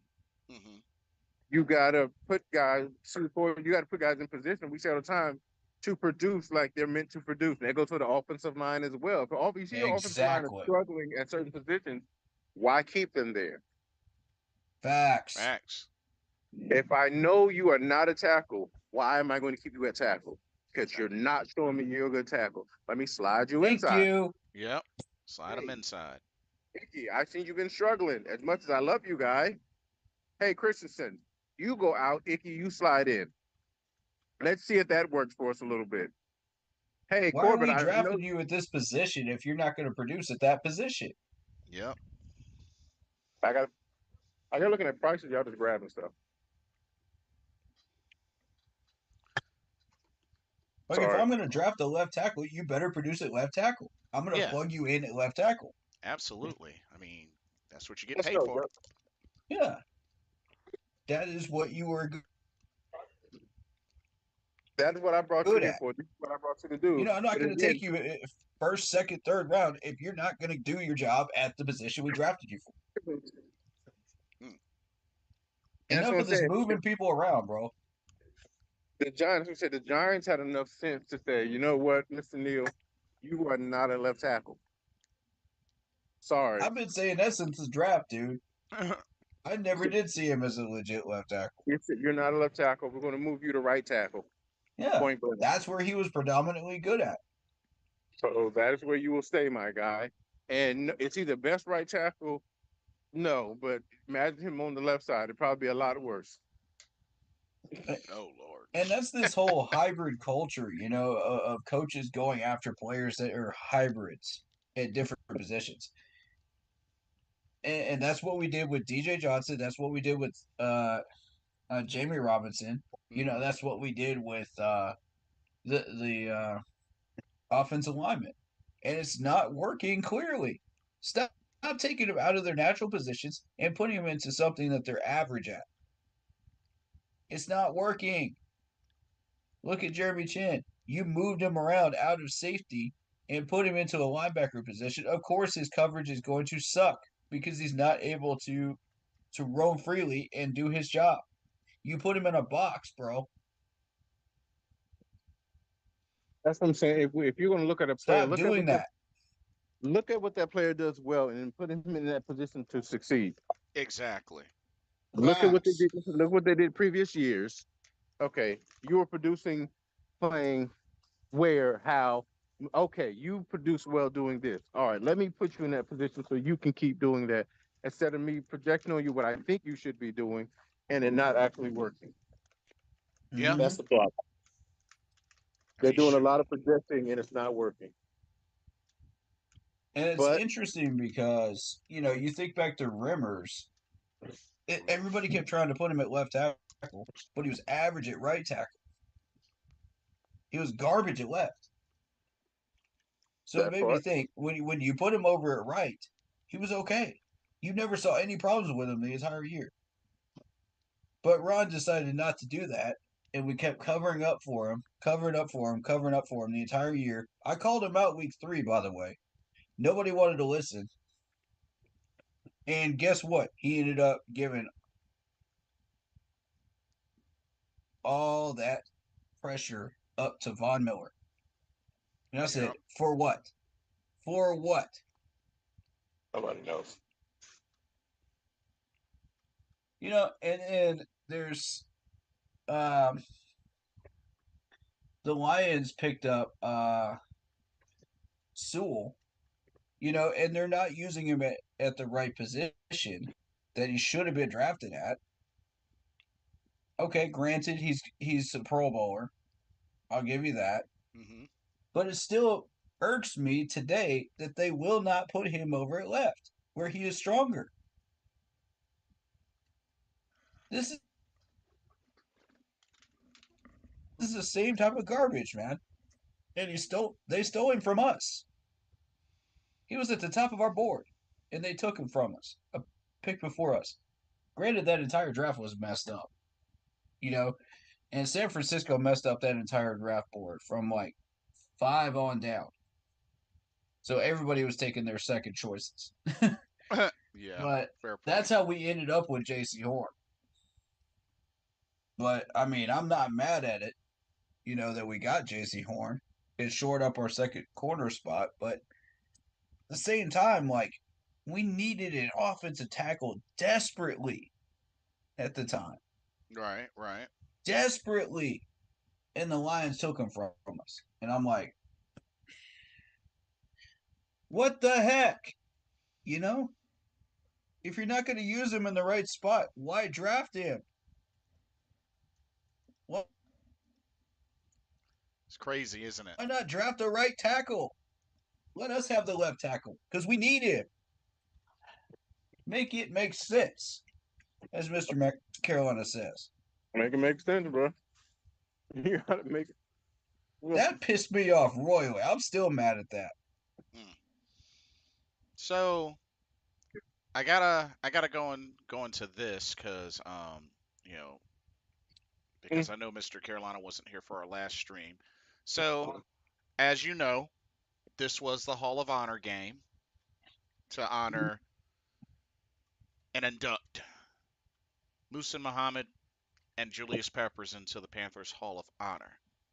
So, Mr. Carolina, this one's for you. Yes, sir. First up, Mm-hmm. your overall thoughts on the man, Musa Muhammad. Just what sticks out the most about him, like whether it be memories or just persona. Lay it on me. Your thoughts on Musa Muhammad. Moose to me was a dog. Um, Moose to me personified toughness, Hmm. heart. Um, he was not just a receiver; he was a blocking receiver. Oh Um, yes. Mm-hmm. he had an all-around game. The Super Bowl run we had, he was a big part of it. He was a huge part of it. Hmm. Um, those are the guys that when we think about Panther football, like those guys, that was keep pounding. That Mm-hmm. was no matter what's going on, these guys are going to come out and produce. Right. Those guys are true alphas in the locker room. Mm-hmm. Like you want to match their energy, and they're going to hold everybody accountable. That's what I miss. So Moose to me was always and will always be one of my favorite Panthers, without a shadow of a doubt. One of the greatest Panthers to ever put on a uniform. And And he it's taught Steve Smith all he knew. Yep. yeah, that Steve Smith, as a rookie, had no idea what he was doing, at that level. And Moose taught him. And Steve blossomed from that and became who he was and who we know him to be today. So we have Agent Moose to 89. thank for that. yeah, and Smitty continuously gave that credit to Moose. I mean, Yeah, especially and the crazy thing about it was still is. you remember the year after the Super Bowl where Steve Smith got hurt for the season and who was called upon to step up and carry the load? Moose. Moo. Moose. And he ended up not only winning the Pro Bowl for the second time, Yeah. became Pro Bowler for the second time in his career, but also NFL receiving yards leader, receiving touchdowns leader. Mm. Moose blew up. Mm-hmm. But that was him. Like if you look at the documentary, it was like it'll tell you they had no doubt Moose was going to be on the field day one when his rookie year. They had no doubt because of what he brought to the field and what he did in practice. There was no doubt. And you Mm-hmm. mentioned about the blocking.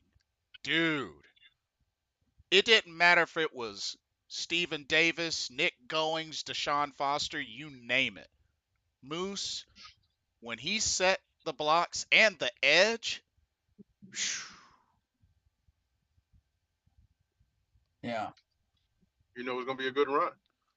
Mm-hmm. You know it's going to be a good run. oh yeah, like was very consistent. Um, and he still holds the record for longest touchdown reception in a Super Bowl. 99 yards. It was 99. It was 99 yards. What? 85. 98. 85. 85. Okay. Yep. And Moose wasn't a burner. That's the thing. Moose was not a burner. It's true. That is true. He was a possession guy. Mm-hmm. Hmm. But they used him properly. Mm-hmm. They put him in positions to be successful, which That's the what key. good coaches and good coordinators do. They put their players in position to be successful. Yep. Point blank period. Yep. That's the key. Exactly. If I if I know you're a possession receiver, why am I lining you up on the outside? That's not who you are. Why not Exactly. motion you? Put you in a position where it's what a mismatch. Let me motion you, put you against a nickel, put you against a linebacker that I know can't cover you. Let me confuse the defense a little bit. Make it make sense. Mm-hmm. Yeah. But just Moose was definitely that dude. And a lot of playoff experience. Played in 10 playoff games. Hmm. You Mm-hmm. know, that's something I feel people fail to remember. The man played in Mm-hmm. plenty of playoff games. He's a vet, man. He was a player's player. You had nothing. You couldn't help but respect Louis Muhammad. You couldn't help it because of Mm-hmm. just the way he played the game. He was a pro. Like I said, he was a pro's pro. He was a pro's pro. Indeed. And, I'm just happy that he got to be honored today, and it was in front of the hometown crowd, and it Hmm. also equaled a win. Mm-hmm. Which We is even played with better. the keep pounding mentality today and honored them both very, very well. So, Mr. Carolina, Yes, what sir. what type of things come to mind, or how do you feel when you hear the name Julius Peppers? Red hot chili.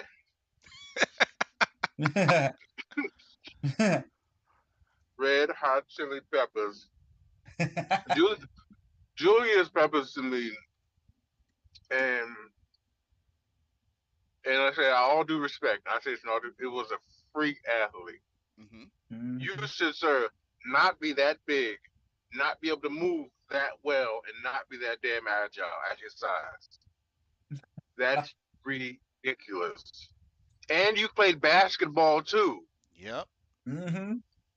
Got to the bruh. Final Four with North Carolina Tar Heels. A lot of people don't know that. And guess what? He was a hometown kid. Yep. Yep. Wilson, North Carolina. Like when you think about Julius Peppers, there is besides Sam Mills, the best, if not, I'll say the best. All due respect, the best defensive player we've ever had in this franchise's history because you could not block him 1-on-1. You either going to give his respect. I remember one play he said, "Either going to give me my respect or I'm going to take it." Yep. Mm-hmm. You going to give it? I'm going to take it.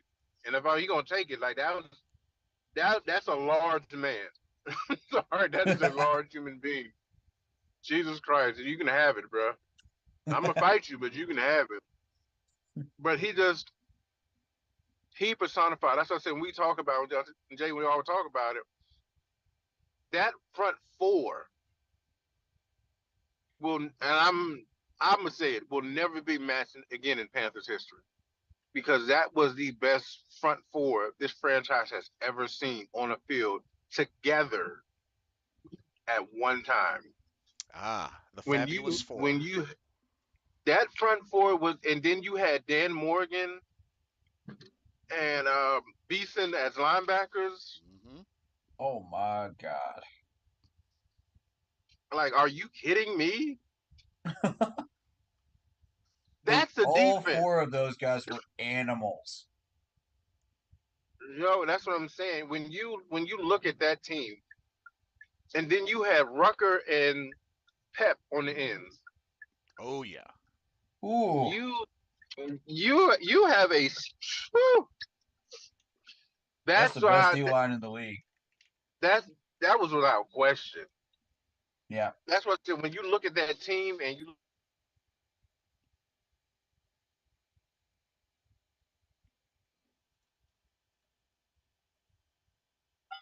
Julius Peppers again, like hands down, first ballot Hall of Famer, one of my favorite Panthers of all time, now and forever will be. We shouldn't let him go the first time. I'm glad he came back. Yeah. He's one of those guys Hmm. that should have never had to put on another jersey, ever, I agree. Agreed. ever. So let But me let me ask you this: how many career sacks do you think he has? mm, I'll go 100 and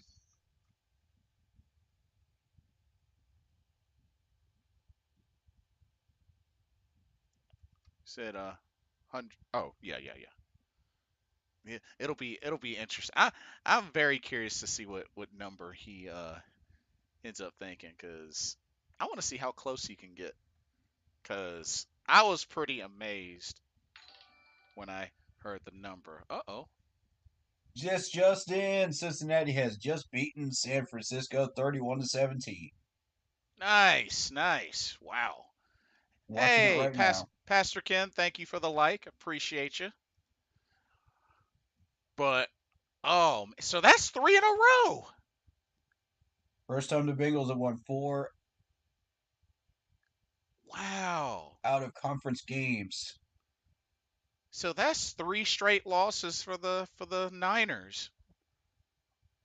Uh-oh. That's going to add Oh some man. fire to some fuel to the fire to the Wilkes campaign to get him fired. Because we had one article writer that tried to get him that did not like the job he was doing. Right. Oh, Everybody that thought he was crazy last week. How about now? oh yeah.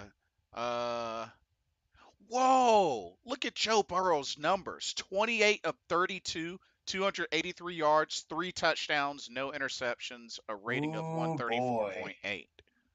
Yeah, he was tearing it up. Yeah. Oh, all Mr. right, I'm back. All And right. Denver I'm is back. beating KC 21-9 with 2 minutes left. Oof. Whoa. Yes. Yeah, Wow. Denver's about to score again. Ladies and gentlemen, that's why they say any given Sunday. Yo, Russell Wilson has 3 touchdowns. Nobody saw that coming.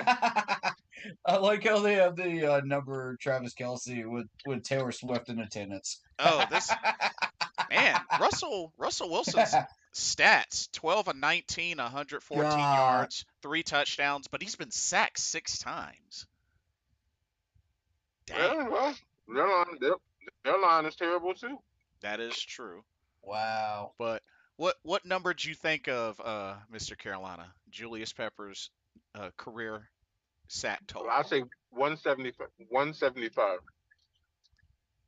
Close. Really, really close. So it was 159 and a half, Mm, but he is fourth all time leader in sacks in the NFL. man's a monster. He was A only literal monster. he was only a half a sack behind Kevin Green. Kevin Green was a. I loved Kevin Green. I love Me his too. energy. Yeah. I love his energy. You know how hard it Oh is to get a my God. Kevin Green jersey these days? My mom has one. It's like a retro one. Mm. Kevin Green is a savage. Oh yeah. But She bought but one, the only time that he was a Panther, so she knew that he wouldn't stay here long. now, crazy stat, right? What Mhm. if I were to tell you that Julius Peppers has a total of 52 forced fumbles? I would say you are actual factician. That's insane. And still holds the record for the longest interception return for a defensive lineman at 97 yards in the game against Denver. And the only reason why he didn't make it into the end zone was, of course, at the last minute, he did run out of gas. Can you imagine a guy that big running at you on special teams? Dude, Mm. I'd be scared too. God, that would be terrifying. You better And lay you've down. been You better running lay down special and teams practice. forever, right? And you see that Mhm. monster coming at you like a freight train Hulk. It's like, oh God, Yeah, and terrifying. of course he has the most career sacks in Panthers franchise history, which I don't know if anybody's going to catch that anytime soon. Nope. Um, Gonna be a few years, man. yeah, but just tied for the third most double-digit sack seasons in NFL history. Like it's Oh my incredibly God, I missed that. disgusting how good this player was.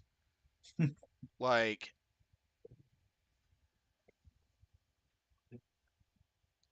he's the Yep, man, only that's how it is. he's the only player in NFL history with 100 plus sacks and 4 interceptions returned for touchdowns. Jeez. And put him back there. And Go. he has the second most block kicks in the NFL Come on. history with Goodbye. 13. Mm-hmm. Block kicks? Wow. Yeah, 13 block kicks. Wow. Like, I'm gonna be real with you. It's been a while since I've seen some block kicks. yeah, it's been a hot minute, but it's like and Mr. Carolina said it best. I mean, you look at the iron front four that we had and just him on that front four was just crazy. I mean, just even with the contributions of Buckner, Jenkins, and Mike Rucker, who I Mm-hmm. believe Mike Rucker played his entire career with Carolina. Yep. I believe so. Did Chris Jenkins? No, Chris Jenkins No, he went played. to the Jenkins Jets did for a little not bit. know. That's right. Yeah, he did play for the Jets as well. And Buckner, I think he played. Oh no, he bounced around. He did bounce around Yeah, some. he did. Cause his last stint was with Carolina. That's right. That's right. But yeah, Julius Peppers was. He was a special breed of player. He Very was built special different. breed. He was Wow. built different, and we respect that. We needed that from him. He was that dude. But just Denver has just finished off Kansas City. oh snap! 24 Dang. to 9. Uh-oh. So that makes them Kansas City 6-2, which means uh-oh. Mm-hmm. Agadio. The, the Dolphins The Dolphins and Dolphins have Dolphins and taken command of Jaguars. the AFC. So we got a three-way tie. Dolphins, Holy Jaguars, and cow. Kansas City Chiefs 6-2. Wow. What a battle brewing right here. I'm I want for to it. see what this AFC playoffs are going to look like, man. This is exciting. You Yeah. and me both. You and me both. It's going to be entertaining down to the wire, and Hmm that's what makes football enjoyable. I might actually do some reactions to those playoff games. We'll see. And also a heads up, Mr. Carolina, Kirk Cousins tore his Achilles. Oh, that chicken right there. What you want? I saw that. I did see that. Yeah. I did see that. Ooh. Prayers up to him. Yeah. So Yeah, prayers up, man. indeed, indeed. But man, that's why the injury bug has no is open to anybody, unfortunately. Hmm But uh-oh, the Ravens are up 31-21. That is correct. I'm watching that game right now. Who they playing? Oh, yo, check that out. Oh, what a throw! So if the Ravens win, that means all four leaders of the AFC, East, North, South, and West, will all be 6-2, Yes. which would be the Dolphins, Ravens, Jaguars, Chiefs. Wow. Whew. I Yeah. did. This is really getting interesting now. Oh my goodness. Yeah, AFC is interesting. It's really really interesting. And could Cincinnati be making a comeback? Well, there's a three-way tie at 4-3 between the Steelers, Browns, and Bengals. So, Cleveland's playing pretty well. Um, right. but I think Cincinnati's lurking. Don't sleep on Cincinnati just yet.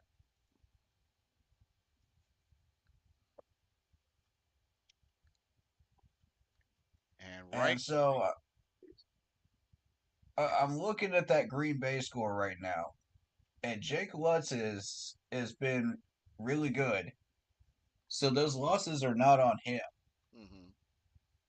But that game really intrigues me on our schedule coming up. It could be a trap game. I'm a little concerned. Well, Yeah, I think Frank Brown. If you well, said Frank Wright, I'd have been scared. I have faith in Thomas Brown going forward.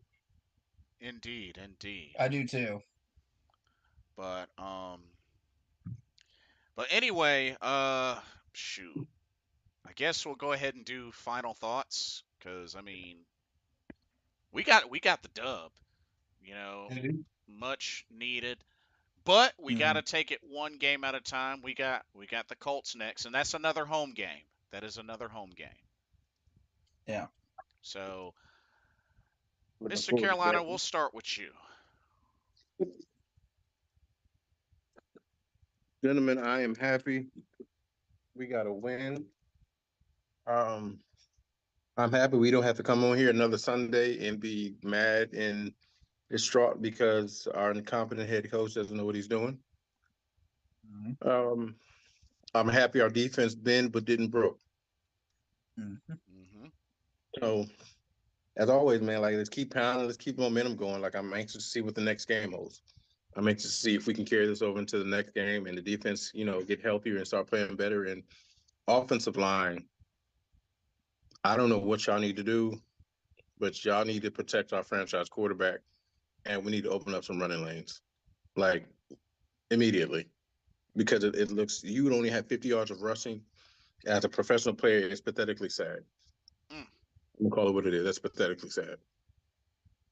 You need to do better. You're being paid millions of dollars to block and produce holes. Do your job. That's what you're paid to do. That's all I have to say about that matter. Keep pounding. Corey? I've been very, very happy with this game, and you know, this is the first step forward towards 9 wins that I see on our board right now. And we have a lot of things to clean up, yes. We're not celebrating like we won the Super Bowl after one win, like everybody thinks. No, we're celebrating because we finally got a win. And Mhm. it's the same feeling we got when we had Matt Rule. It's like everybody wanted to trash our fans and act like, oh, we won the Super Bowl type mentality. No, we didn't. No, that's not our mentality at all. We were just happy we got a win. Tired of losing. I Mhm. know. It's just like, hallelujah. Yeah. So now we're just sitting here like, okay, what now? What do we do now? And I'm gonna Yep. tell you, we need to keep fighting. Keep fighting. As long as there are wins still to get on this roster, we need to get them with the talent that we have. Look, we spent all that money. We better produce some results. Mhm. And I'm so sick and tired of everybody like, oh, let's fire sale this player, let's fire sale that player. Fire sale. Let me get. Let me make this point, man, because people need to understand. When you fire sale, that means you have given up. Yep. That means you have totally given up on your team that year. We have not given up, and today has proven that. Indeed. Mhm. Why do people think that we have given up?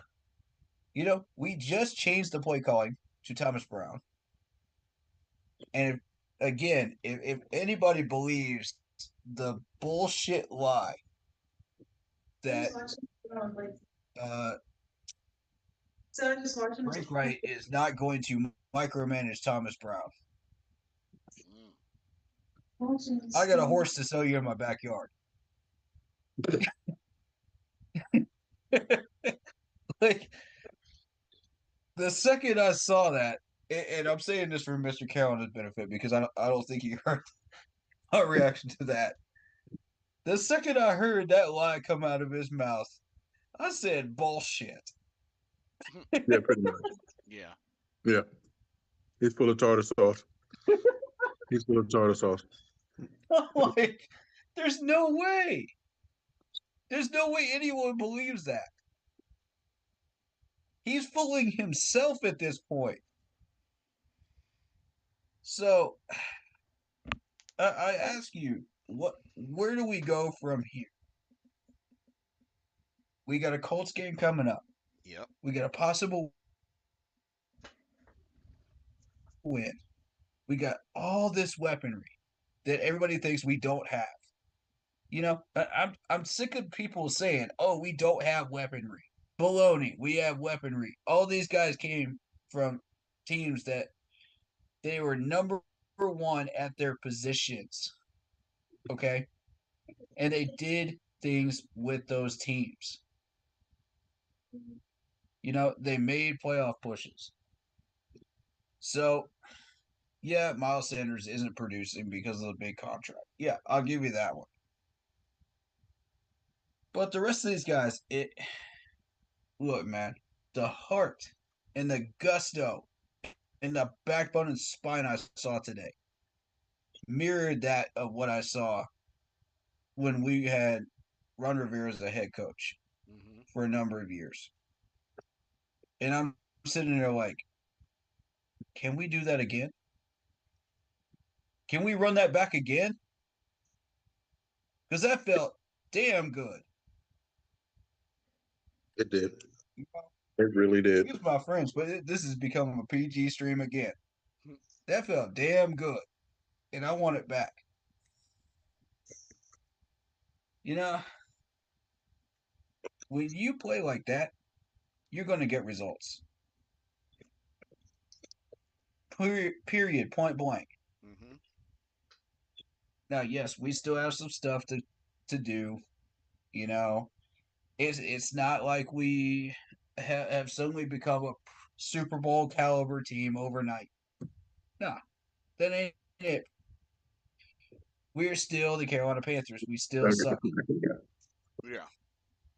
But can we get to a position where we don't suck? Yeah. That's That's the key. that's the next step. And now that the training wheels are off, they're officially off. Now we're riding our bike down the street and we're actually successful.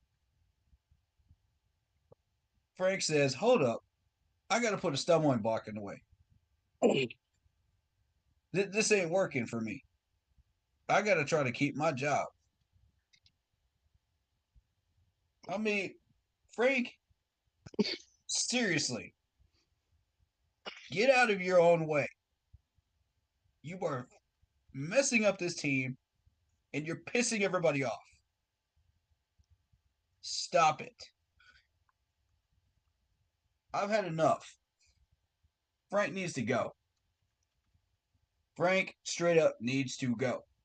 Like, go find a job as a bag boy at Ingles or something. Because this job ain't working for you. It ain't working. You're not getting us anywhere. You're stopping us from getting where we want to go.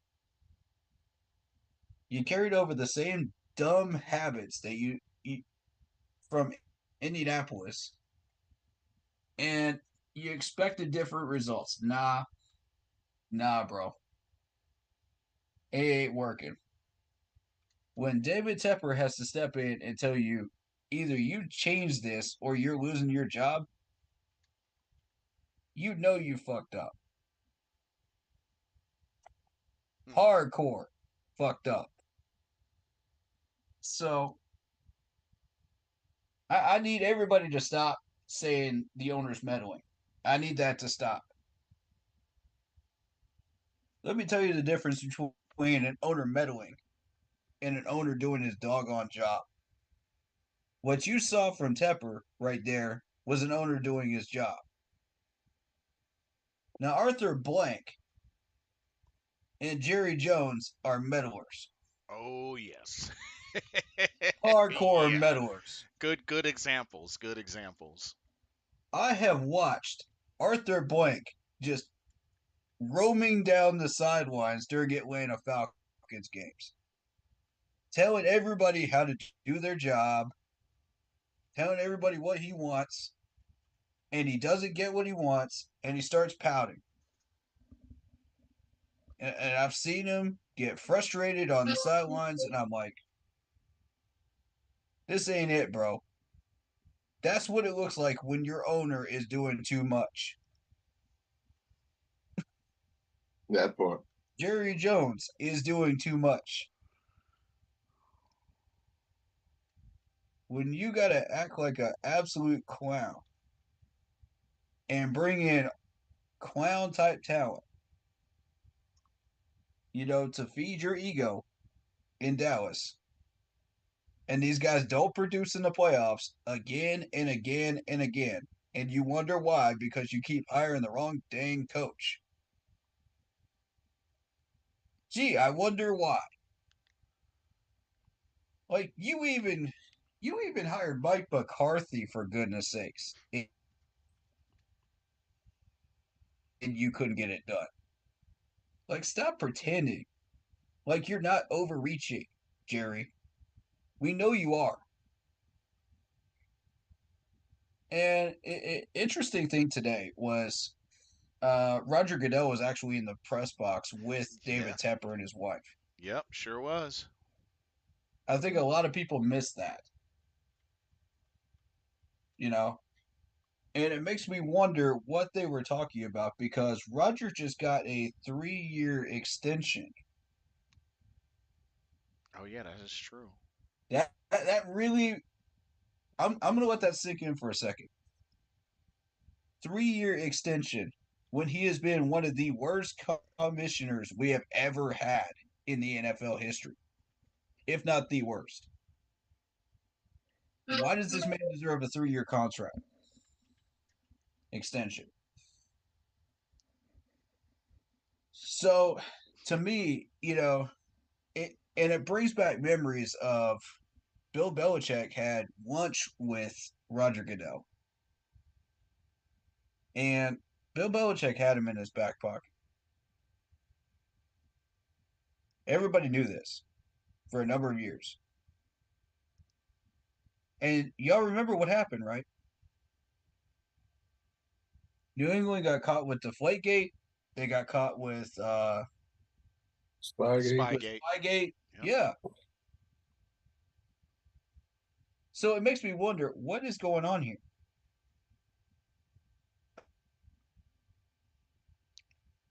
I'm just saying. I'm not trying to start any conspiracy theories. I'm just saying. Be mindful. I pay attention to details like this. Right, right.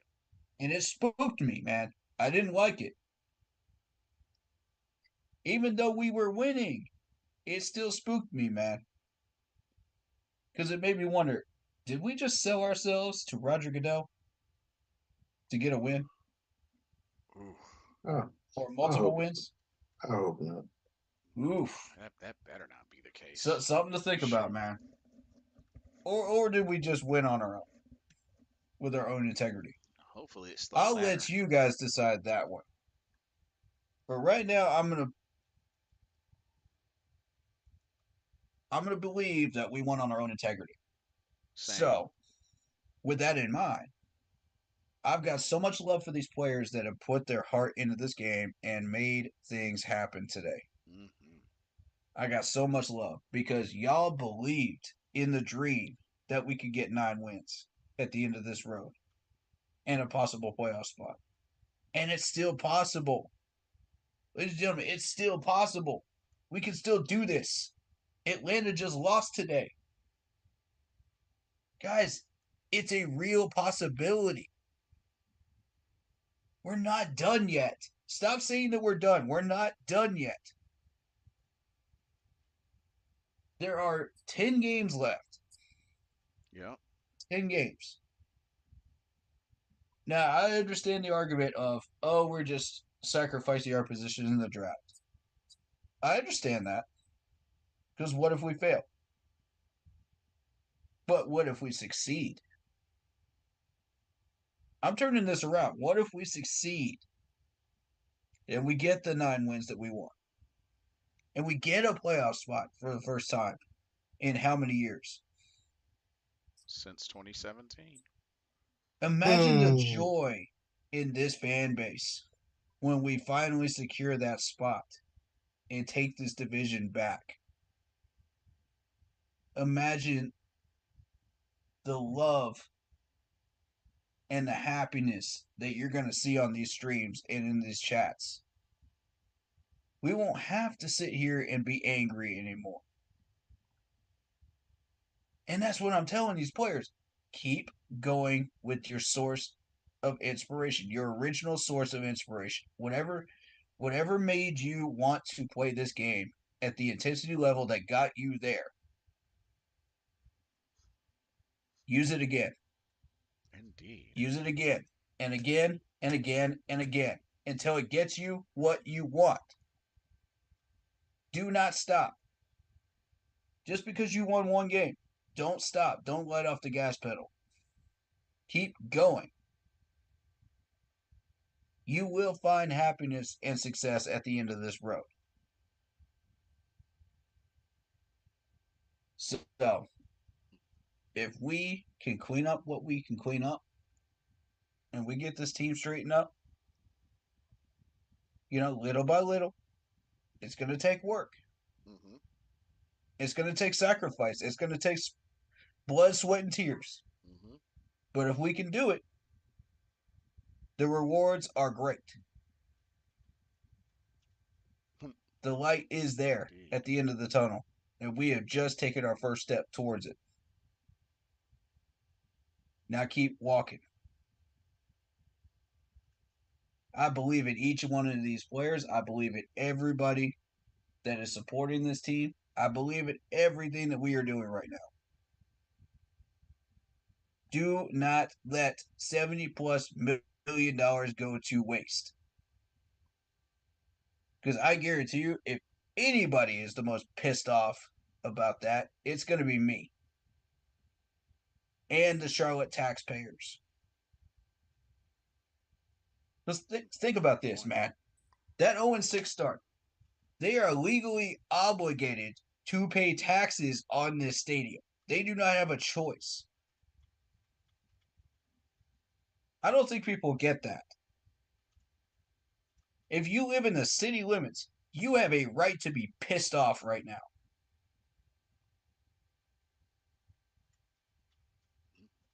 Biggest city in The North people that are Carolina. paying VIP ticket prices are next. You are paying thousands of dollars for 50-yard line seats and club seats and permanent seat licenses. You are the next ones that have a right to be pissed off Right. the most out of this fan base with this 0-6 start. Now imagine the joy of us getting to the playoffs and us filling those seats with black and blue instead of all the other different jerseys. Right. Imagine that joy. Imagine feeling that energy again in Boa. That's what we're working towards, guys.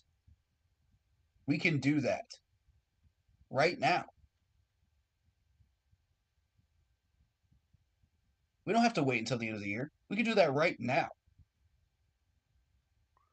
So I'm proud of every player, and I want them to know that. Right on. You So, put your heart into this, guys. Thank you. Keep putting your heart into it. It's worth it. so for me, first, I want to mention for the Bryce Young haters out there, Here we go. the man had a 71% completion percentage today. Oh, but he's a bust, right? Wrong. Try again. No turnovers, 235 yards passing, 103.6 passer rating, and a touchdown, all despite eating 6 sacks. Mm-hmm. Do y'all still want to question whether we drafted a good quarterback or not? Can't. Y'all Preach. might want to rethink some things before you come to this conclusion, especially considering he hasn't even finished a full season yet. So y'all might want to halt on some of these outlandish judgment calls. Just saying. Just saying. Mm-hmm. Next, Thomas Brown, way to step up. And I say again, continue to be you. You saw what worked today. You saw what didn't work. Whatever adjustments you got to make, the ball's in your court. You have really opened the door in a big way.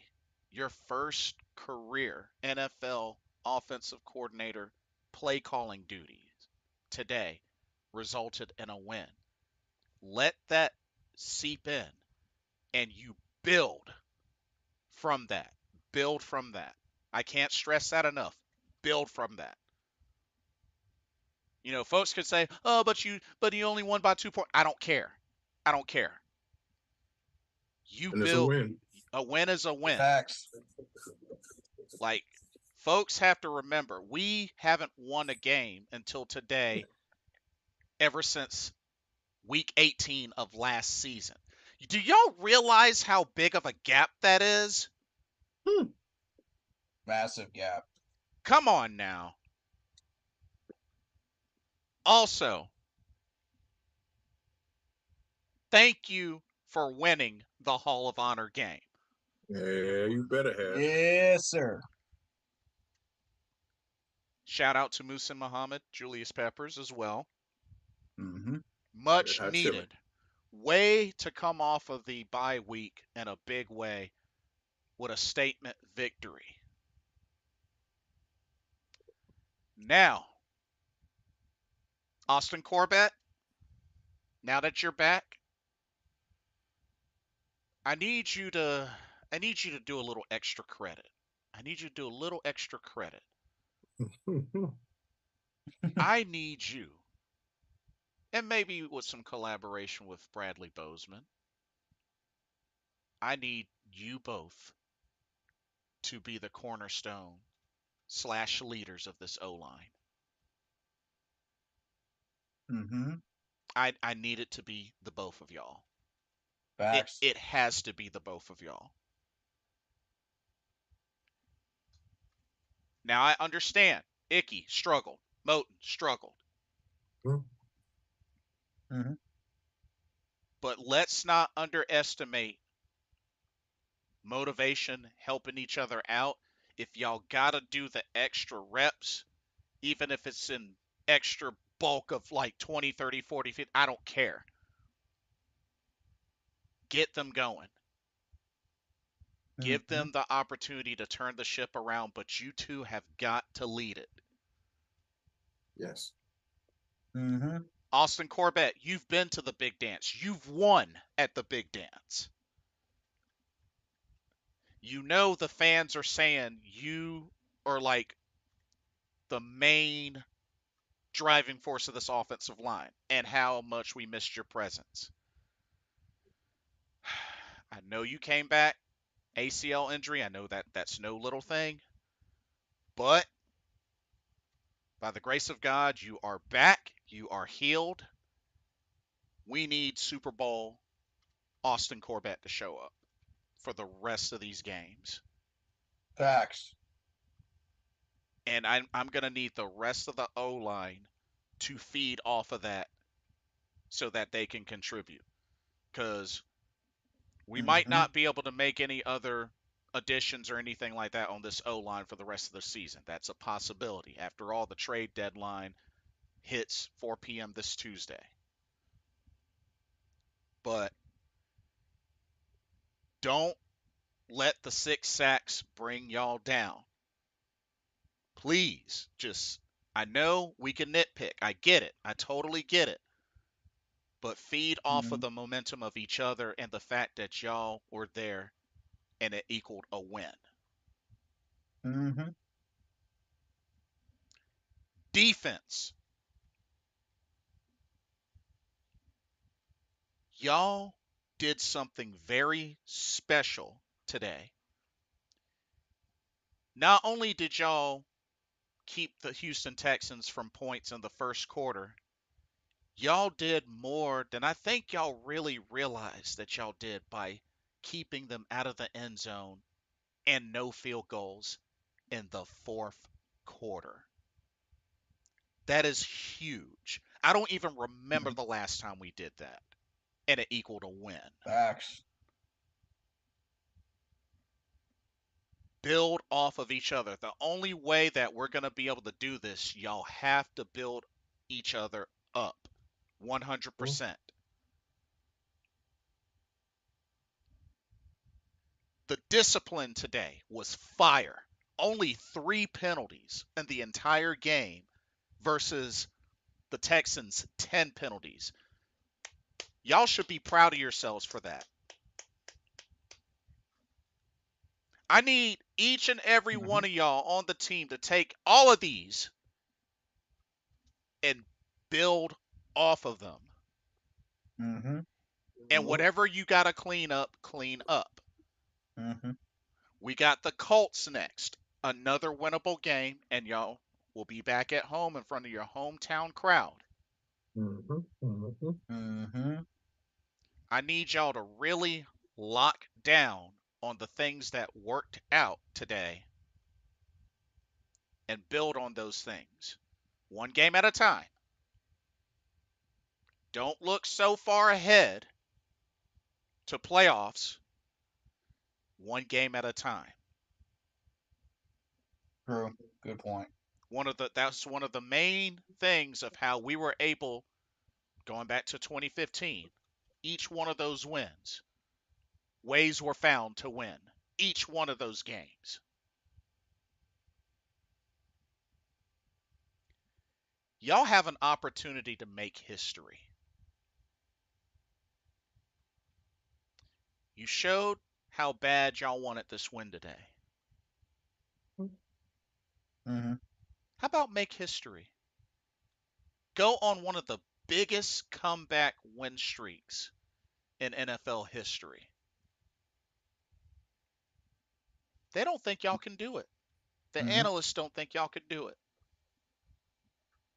Oh no, we're injury prone. Oh, we're weak. They will never believe in us. You got to prove them wrong. I challenge y'all to prove them wrong. How bad do y'all want to slap them in the face and prove them wrong? Oh, you have no idea. Oh, am I crazy? All right, I'll be crazy. I'll be crazy. Sure, I'll be crazy. I'll drink the juice. But how bad do y'all Me too. want it? How bad do y'all want it? Play with heart, play with soul, play with passion.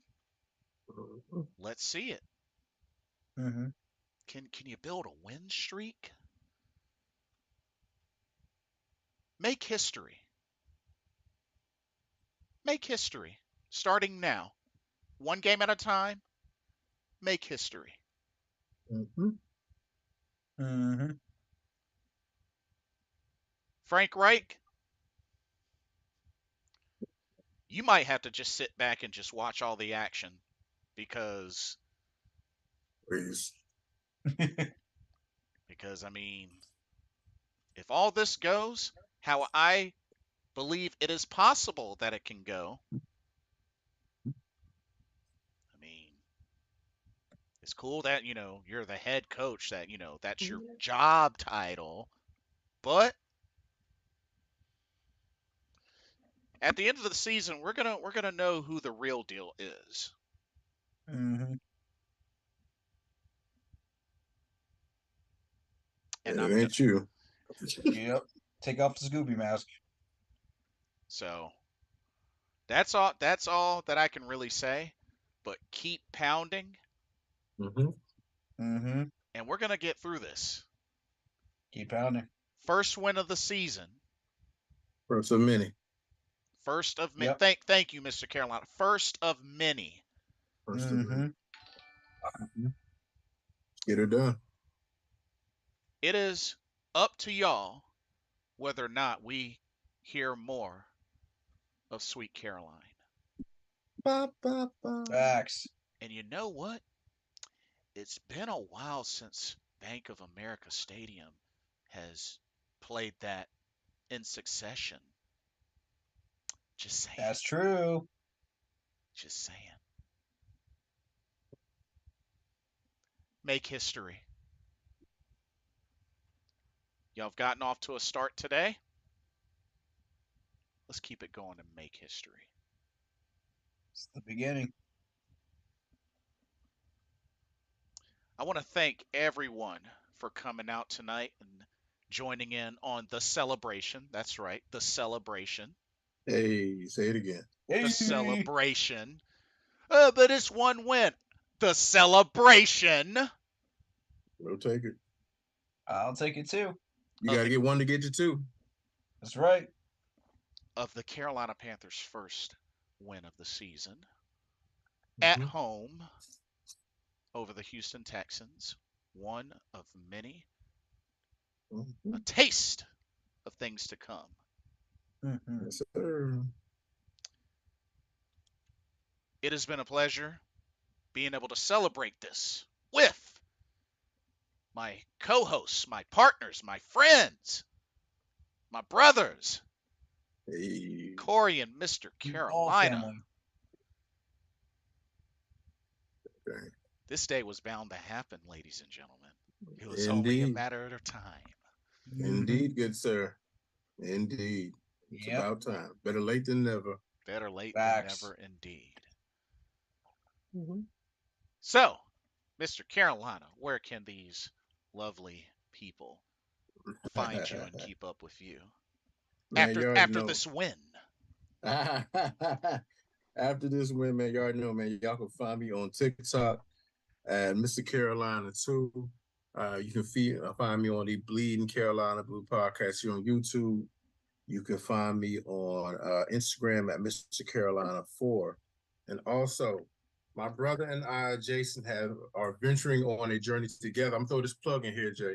Do it. We have ventured on this journey together of physical fitness and getting our lives better with plant-based products that are better for your mind, your body, and for your home at the same time. If you are serious, my brother's holding up something. He got his bottle right now. Corey, that's what I was trying to hit you on right there, because it's something that is actually better for your body instead of the stuff that we're getting at the stores.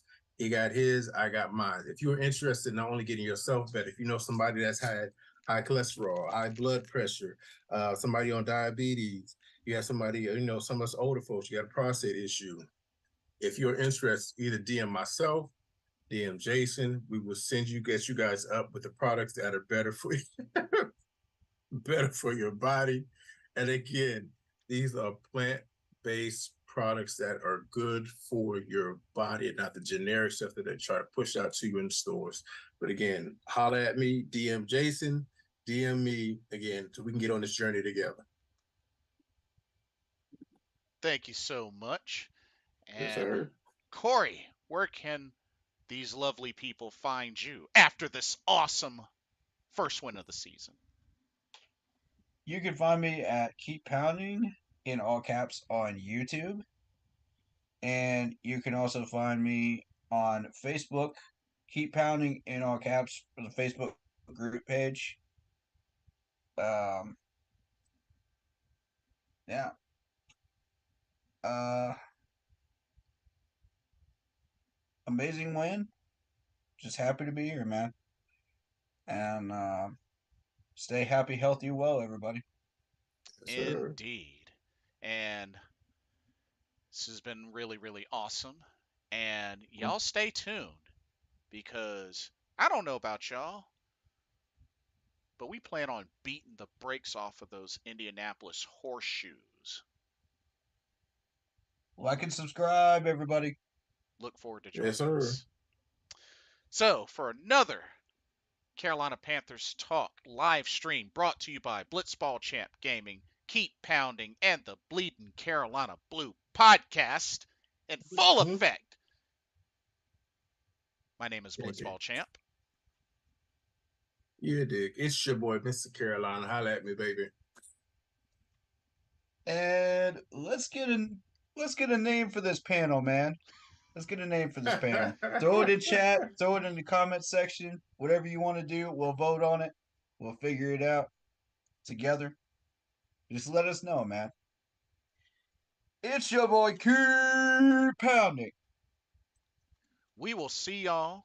Well, we're going to continue to celebrate this victory, but we're going to see y'all in the next live stream. Thank y'all so much for joining.